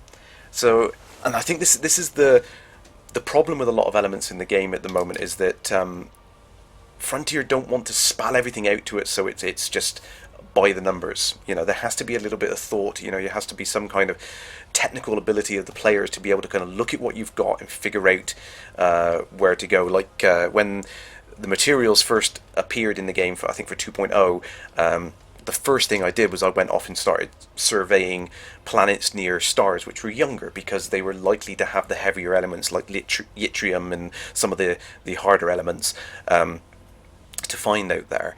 So I like the fact that there's kind of a bit of, you have to have knowledge. Do you know what I mean, Abacus? It's that kind of, you have to have an understanding of astronomy. There has to be some. The problem with it is you don't need only the knowledge, but you also need the time for it. Yes. So as one of the people who has not much time to play himself, I really like it that many people are very helpful and say, okay, if you need it, you find it there. Yeah. So it's great if you have thought about it, you have the knowledge, and you think, well, there it might be. That's wonderful. I think that's also adding to the immersion. But the other side is, when there are a lot of casual players with families, for example, it best, I think. Yeah. They don't have the time, and they just want to get it to. For example, the engineering material to finally get their upgrade. So it's great that the community is very helpful there. Yeah. So you have the option: discover it yourself, or look for it on the forums or somewhere else. Yeah, and that's, you will find help. Yeah, absolutely. And that's the thing. Sorry, there's Chardu saying you don't need a BS in chemistry to find anything. Maybe it helps.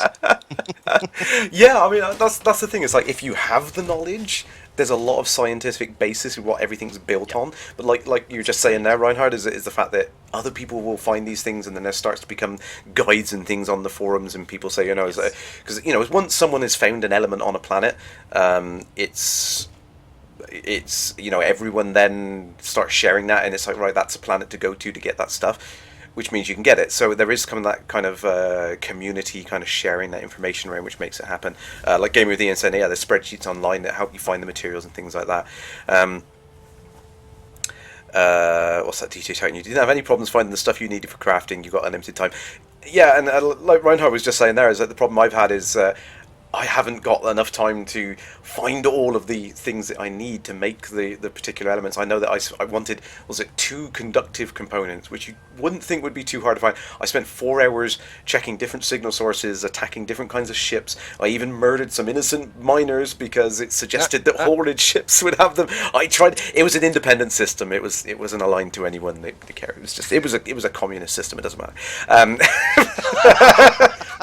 That's my explaining away. But I tried everything, and after 4 hours, I couldn't find any things. And I'm thinking, I'm going about this the wrong way. I'm looking at this, and I'm actively trying to seek out these things. And I think the way that the looting and crafting works is much better for like a newer player coming into the game, and just you're gathering these materials as you're going along, and then when you get later in the game, you've already got hundreds of these materials lying around from your various things that you've done in the game. And I think that's the thing that I was missing when I first started playing the Engineers, is it's not something that if you actively go out and seek to find these things, you're going to get very frustrated very quickly, because it's too much based on chance at the moment.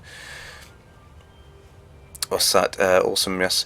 We share all our private trade routes. Yeah, Outlaw Story, yeah, exactly. Is this idea that of players working together to kind of help each other out, find where the good trade routes are. I remember I did it very early on back in one of the betas, and I thought it was absolutely awesome. I found this one little location which had a massively profitable trade back and forth between these 2 stars, and I tweeted it out.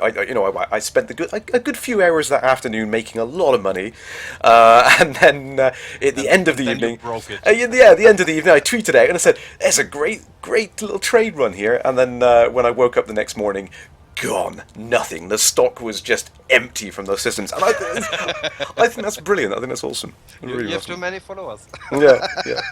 They break your roots. Exactly. But that's how it should work, Yeah, absolutely. Just sharing information, helping each other. That's great. That's what I love about the ED community. Yeah, so well. What's that in it? Shammer saying newer players swap ships and modules and are too busy trying not to die. Yeah, and I think that's the thing. It's like the newer players, they're gathering all these things, but they don't realize they're doing it. And I think that's the difference. Is that it's like instead of actively trying to seek out these things, it's like they're just gathering these bits and pieces as they're going along in the game. I think that's the. Oh, let's go to the. Oh no, what's this one here? Oh, there we go. Oh, 4,000 light years. Crikey, how far have I gone on the map? Jeez. There's a nice little thing. Oh, wow, I'm too far away. There we go. You're getting lost. Yeah, I'm completely lost now. Full of stars. My God. Right, I need a destination. Let's pick a target. Any target. Don't know if that is going to have any stars there. Let's go and have a look. Might have a couple of... Am I heading out? I think I'm heading out of the neutron fields if I do that, aren't I? Yes, I am. Never. Let's stay near the neutron fields. We like it. There we go. Only 55 jumps. That's fine. Nothing there. Oh, sorry. Let's catch back up with the chat. No, sorry on that. What's that? You're probably the only one here that would like 100 materials and 50 data as a limit, because it would force players to actually look for items instead of grabbing everything and not learning where stuff is. Yeah, I think that's. I think why they've raised the cap at the moment is because there is Darrow Sheets. Greetings, Commander. Nice. In a hotel resort in Portugal. Oh, you're enjoying your holiday. Yeah, I think that the raising the cap of materials at the moment is a bit of a placeholder for having something which would be a more, like I said, like a more directed game flow. And I think that's what they need, is that, I want to be able to actively go to the game and say, I want to find these things. I want to find focus crystals. I need to find FSD wakes and whatever I need, and be able to the game of the insane are less random. Yes, Sergeant, yeah, less random. I want to be able to specifically say, this is my goal. I want to sit down. I want to find these things and be able to know how to find it. I think the problem is at the moment is that the game just throws too much random at you. That you go into these scenarios, you go into a signal source, trying to find these various elements, and you have no idea which ones you're going to find. It is completely based on a probability. Destination into a black hole, DJ. Yes, absolutely. John, maybe you will be able later to just buy this information I hope so. from an information broker, and then you head there. Yeah, exactly. That's And if it's wrong, you go back to him. Yes, and negotiate with laser beams. Yes, absolutely. But that's the sort of change I would love to see. I would love to see that come into the game then, because it then it makes it more player driven, and you're guiding the player for them to achieve what they want to achieve, rather than it being based on just pure chance, which is what it seems to be at the moment. You still had the chance to go on your own, but you would have the option to, like you said, a guided way to find special things. Yeah, and I think there needs to be more of that. And I know Sandy has taken it on board. He is making some changes to it. I mean, he said about the experimental module effects and things like that, where you can select which experimental effects you want to have and exchange it for favors and stuff like that. It's something they have considered. So they are very much listening to it, but it takes time to implement these things. And it's like, I know balancing takes time. Exactly, and it's like the way they've implemented it now. We know there are problems with it. I think that's fine. I think you just accept it, carry on doing the things in the game you love to do, and I think don't get too frustrated about the things which aren't the way you like them. I think that's the only way you can be at the moment. Trip into a black hole, a pair of floating robots and a mad scientist. DJ, you also need to tone down the interdictions when you carry cargoes. When you carry 1 ton of bio waste, an elite anaconda comes to intercept you. Yeah, I think some of the gameplay logic needs to be a little bit more believable in some of the things it does. Because I've had that. I've had NPCs that just come storming after you for no apparent reason. It's like, I've not done anything. Why are you doing this? Why are you doing this? Yes, there's the appeal for narcotics was eagerly received by the galactic community. Yes, there's a new narcotic on the scene, Fesh, which is, personally, I'm more of an onion head guy, so, there's a new narcotic on the scene as well. I think the community goal was massively oversubscribed for that last week, but and another danger zone with CJ and Ed Lewis next week on Tuesday. That's not right again. Tuesday the 21st, that would be. Someone got another typo. Ignore that. Tuesday the 21st. There we go. Marcus Cross, greetings, Commander. How you doing?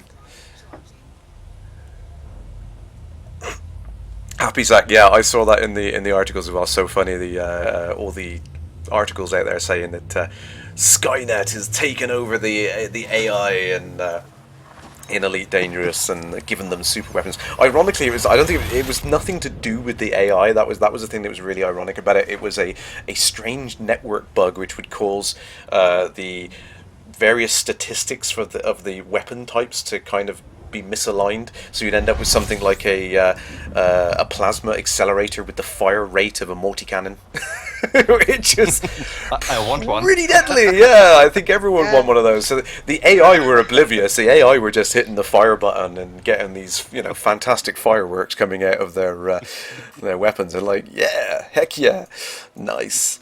It was a bit of a weird network thing, a really, really hard thing to nail down. Actually, it was all to do with the way that deserializing smart pointers across the network packet. It's complicated. It's really complicated. Trust me.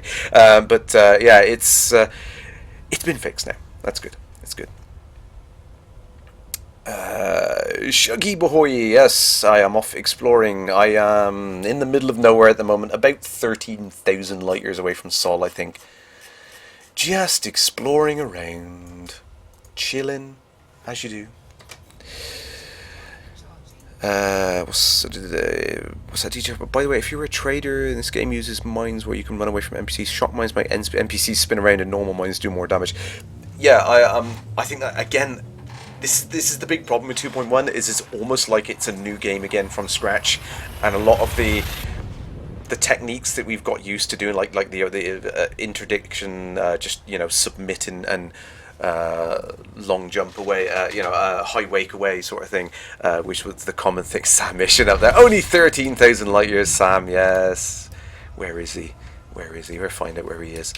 So we've got used to these mechanics, these ways of getting away from these various things. Now it's a completely different game with the AI changes and the module changes and things like that. Like DJ is saying there, it makes much more sense to fit out your trading ships with things like the mines, so you can drop the mines, so anyone who's chasing you gets booted out of the way quick enough for you to get away. And I think that's the important thing you need to take on board with all of the changes that have come in for 2.1. It is a completely different game now. Players need to adapt. Yeah, exactly, JJ, and I think that's the very succinct way of putting it. But that's exactly the problem I see, is that players are expecting to come in and play the game the same way, but you can't blame anyone. I mean, I think there's this idea, the problem with rapid iteration of the game. It's great, but it's a double-edged sword. It's great that we're seeing so many changes to the game and all these new things coming in, and it's constantly evolving and becoming better in a lot of ways.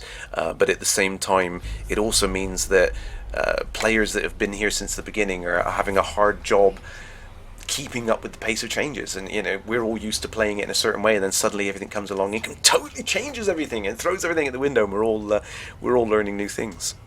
It can totally change. Fiery Toad, hello. Yeah. Hey, Toady! Greetings. Yes, only 13,000 light years away. It's not far. Whereabouts are you on the map at the moment, Toad? I don't know where you were at last on your stream. Are you still? No, you came back, didn't you? You went off for a little bit of explore, but you've come back now, haven't you? It's the delightful Fiery Toad. Yes.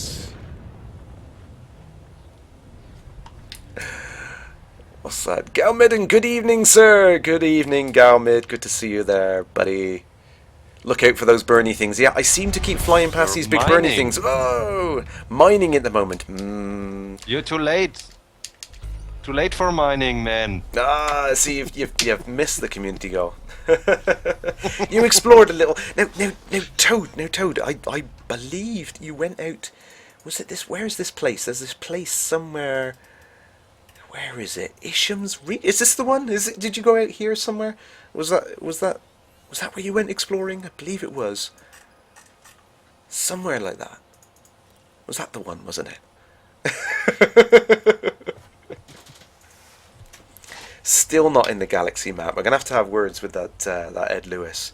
And I know there was no chance of him actually editing the system database to do that, but I'm still going to hold him entirely accountable for changing the name of that system. It's entirely Ed. It's Ed. He's spending all his days eating biscuits rather than naming these stars. It's just unacceptable. I need to write a letter of complaint to Frontier. It's no good. It's no good. Yeah, right. Yeah. You're right.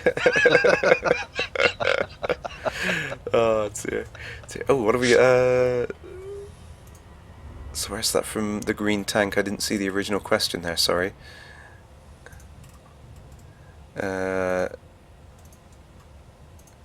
Direction is a bit chaotic at the moment. We expect it is a result of player input there from Ducalo. Is that you referring to like the changes, everything that's come into 2.1, I think? What's that showing about? You lost millions in data and had to rebuy your ships? Oh my god.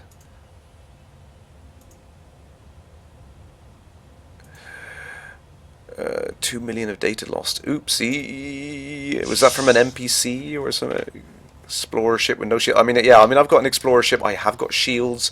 I've got the chaff launchers. I've got a point defense as well, just for that emergency kind of moment, which is bound to happen when I head back into civilization. Like I said, I've not set up my ship for maximum jump range. I've kind of gone for something a little bit more conservative, just to get this little bit of defense.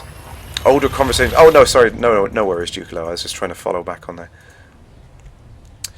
Dinosphere78. Why can we not look at an explored system we have done already? I mean, you can highlight them in it. Let me go to the galaxy map really quickly. If you're talking like a heat map or a view of something like that, I know it's a very requested feature. I think it's something that the guys have been talking about. So this system I've been to, I've just headed away from there. DC White Dwarf, that was the one I just scanned. So you can see these things by clicking on here. But if you're talking about like a heat map of the galaxy, so you can see where you've been, I know that's something that people would love to have. And I think even, David would really want that. He really wants to push that up the priority list to get it on there. All these things are possible. It's just a matter of time and patience, I think. They certainly have tons of ideas. The problem is to prioritize them. Exactly. Yeah. Which is the trouble for any kind of thing like that, I think, isn't it?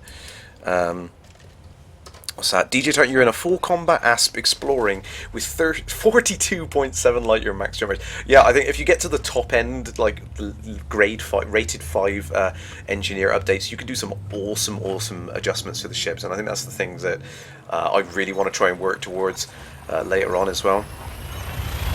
So that's Shuggy, but you interdicted just as going into a safe and destroyed, even though you had no cargo and was wasted in 3 shots. Damn. I think, unfortunately, I mean, if that is just the nature of the game at the moment, I think you're probably not going to get the money back for doing it. But it does seem a little silly at the moment that if the NPCs are doing these things for no apparent reason, it's just going to encourage players to think that it's acceptable behavior. I don't.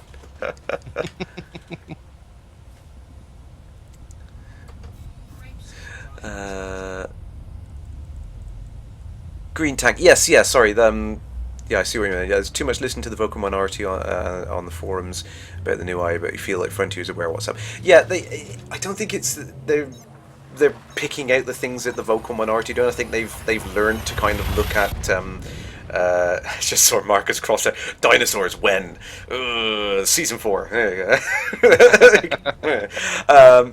Genetically engineered super dinosaurs that the Empire used to take back Earth from the Federation. There we go. Speculation. Yeah, and I think Frontier have kind Killer bees coming. Killer bees! No, killer bees! Spider worms! Killer tomatoes. What's that? Crikey, DJ's got a rated 5 FSD with a 44% max range bonus. Crikey. And a 1% range bonus on it. That is a big jump. Yeah, exactly. I mean, that's where some of the balance has to come in, isn't it? That's really cool though. It's nice you do that. And I think that's the great thing about the FSD things is it's the most popular upgrade because even for the combat rank rated ships as well, is that you can get the better jump range out of it. Like the you can actually make the Fer de Lance a pretty formidable ship, and you can get to these combat zones quickly as well. Next Shadow Beast says, not dinosaurs, blood dragons with laser eyes. It's all possible. Game of the end. Yeah, the NPC should be balanced depending on your combat rank. I think there is an element of that, but I've said many times to several people at Frontier actually is I like the idea of where you look at other games where there's like this director level AI which makes decisions to build things up in the game so that they suit you as a player. I think that's difficult in a kind of multiplayer environment. It's not as easy to do. It's simple to balance it. But more things that just kind of give you that information so you know, like in the case of what happened to Shuggy there, is that you almost want something, you jump into a system and you get kind of like a warning system is volatile or unsafe or something like that. At the moment it shows up on the state in the galaxy map, which is a huge improvement. It's nice to see now that you can filter the galaxy map by states, so you can see the ones which are in anarchy or war, or ones that might be risky systems to head into. But I like the idea of something a bit more in your face, something which is you immediately know that this is not a place you want to be hanging around, and this system is dangerous. And then the systems which are safer, I think there was an update in the release notes just today, actually, I think, which says that the safe systems now have a quicker security response as well. Has been Psycho Care is here. Greetings. Hello. Awesome.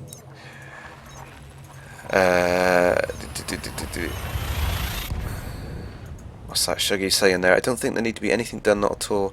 All of them were easy to kill. They should have left them as they were, not as you were killing real players, and there's an endless supply of NPCs. Yeah, that's the thing. Is I like what they've done to improve the way that the NPCs react in terms of their mechanics. I think that's great, and they do feel a lot more like fighting human players, which I think is great. I love those changes. I think that's awesome. I think what needs to change is the gameplay balance. I think the logic that makes the decision on what kind of NPCs get spawned, what ships they have, what modules they have on those ships and things like that, I think that needs more balance, because just spawning in an elite Anaconda and having every elite Anaconda has the same ship loadouts and they are all massively formidable in really difficult ships, I think that's a little bit crazy. I would like to see a massive variation in all the different kind of ships. So you will come across the odd dangerous or deadly ranked ship which is in a tiny little eagle, just because that's what the players do. I think that would be a nice thing. What's that from Jucolo? They're saying it specifically meant that Frontier are mashing together a weird combination of believable mechanics, like for example materials spawning in a sensible manner depending on the composition of planet, and then complete opposite of random crafting and power play, which are very much arbitrary game mechanics and presented as such. Hence why I say using a common sense is great, but it's hard to do when you're not sure what it's supposed to apply to. Spot on. Yeah, spot on, Jucolo, and I agree 100%. I love the fact exactly like the materials, like I said, having that little bit of knowledge, knowing where the best kind of materials might be, and going out and finding them. I think that's great. But then, like you said, yeah, this kind of there's too much chance on some of the other elements of the game, which kind of makes it a little bit frustrating that you can't apply that same common sense. And I think it would be great. I mean, this is something I need to go to Ed, is to do a few more kind of how-to live streams. I think would be great to explain to us, how do I find focus crystals? How do I get conductive components? Please do a few more of those live streams to tell us what we're doing wrong. What is the intention there? How do we find these particular things, and then show us how to play it? I think would be really cool. Always welcome. Yeah, absolutely. Videos, of course. So that DJ Tartan man, if I get interdicted by 3 or 4 years, I'll run faster than I would from an Anaconda. Yeah, I think it's definitely introduced this kind of risk now of multiple ships in a wing are a lot more scary, I think, on there. But yeah, I think I don't want to see the combat ability of the ships reduced. I think that is absolutely spot on. The way that they fly now is really, really cool. I just think, like I said, there's this balance of, if you're a single player flying and you're not in a wing, then you almost want the game to not spawn wings, because you're not going to stand much of a chance against them. So like I said, you want that kind of balance somehow. I know that's very tricky to do, because if you're in open and you jump into a system and there's a lot of other players in there, then or if there's another player in a wing of 4 and you're on your own, then there could be a wing of pirates that appear on there, and that's the thing which gets really tricky.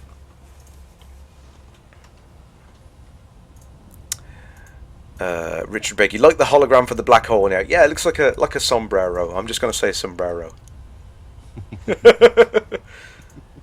Hypnotizing, yes, absolutely.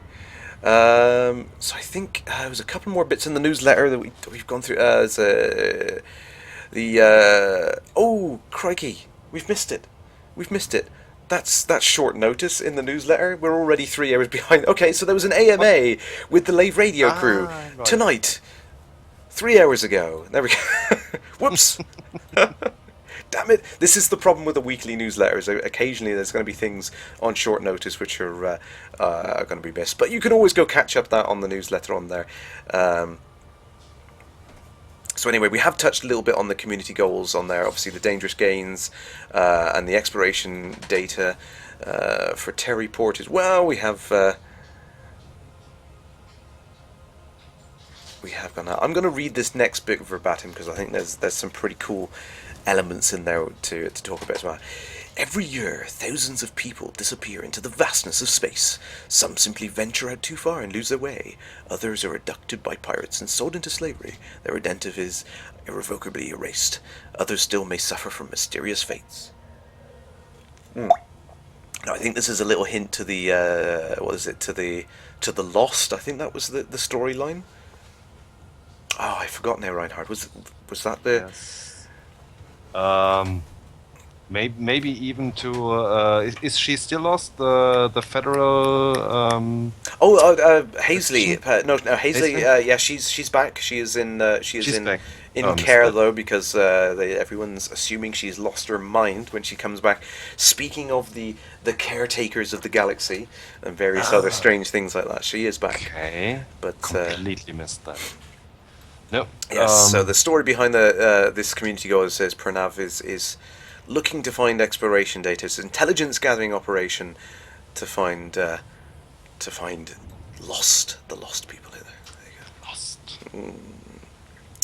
Lost in space. Yes. As usual. I can't get this GIF to load on here at the moment, but there are some really cool things on there. Commander Lixaver here made a GIF of ship leaving back into space. I love some of these things on there. Basking intensifiers there. Wow, where is that? From the commander of the Real Fizz there. Where is that station? I need to go. That is close to a star, that one. Yeah, I want to know where it is. That's really looking awesome.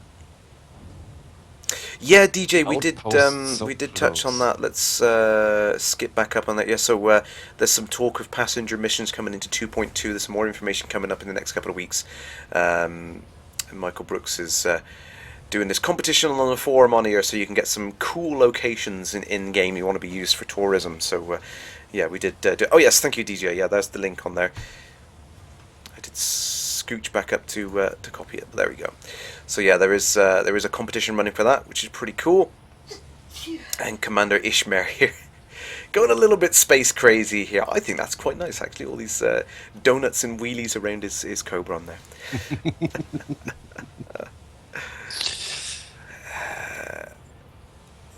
How did the people get a picture on the landing pad there? Richard Begg, yeah. I mean, that's the I think the default key, Control Alt Space. There you go, where you get the old debug camera mode, and you can get out and take some cool external shots of your ship. Commander Jan said, bless you, Mrs. K. Yeah, she's in the background there. Oh, thank you. Sneezing in the background. And I think that is it for the newsletter this week. I think that's it. So I will. I think so, yes.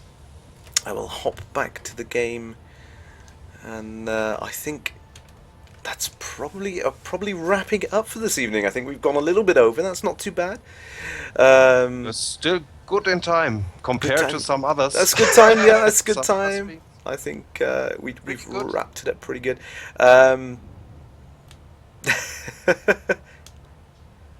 Picture of a ship in a station. Yeah, you can still do it on the station, Richard Beck. Yeah, once you've docked and landed on a station, you can still hit the old Control Alt Space button there, and you can get the external views on there. I think we've covered up everything else. I think that's all that's all the things on the newsletter on there. Important things, I think. Yes. Awesome stuff. So I'll take the opportunity to say thank you very much, Reinhard. Awesome to chat to you, my friend. It's great to have you back on. Always a pleasure to be a guest for the Lord Ambassador. And, my Lord. Bask. Great. And again, congratulations on all the awesome stories and everything you've been running on the Dangerous Games. I think that's really, thank you very much. Really, I hope we can add some more until we have to leave. Probably. No. We'll do our best. Yeah, when I can think about another story, I will certainly write it. It's absolutely awesome. Really, really great to see the player coming together to do that. It's really awesome. And thank you to everyone out there. Lovely to see you all in chat. Yeah, lovely to chat to you. It's, I think, a great discussion tonight. Absolutely. So please do come back and chat along next week. I think there's some really, really important things which are changing in the universe, and it's always lovely to see your points and opinions on there. And if there's anything I can get across, as always, if there's any questions you want me to get to Frontier that to get them answered, then please do let me know. Send me a message or on tweet or something like that, and I will try and get it through. So thank you very much. So thank you again, Abacus. Thank you to everyone out there watching in there tonight. And until next time, Commanders, see you in the void. See you in the void, Commanders.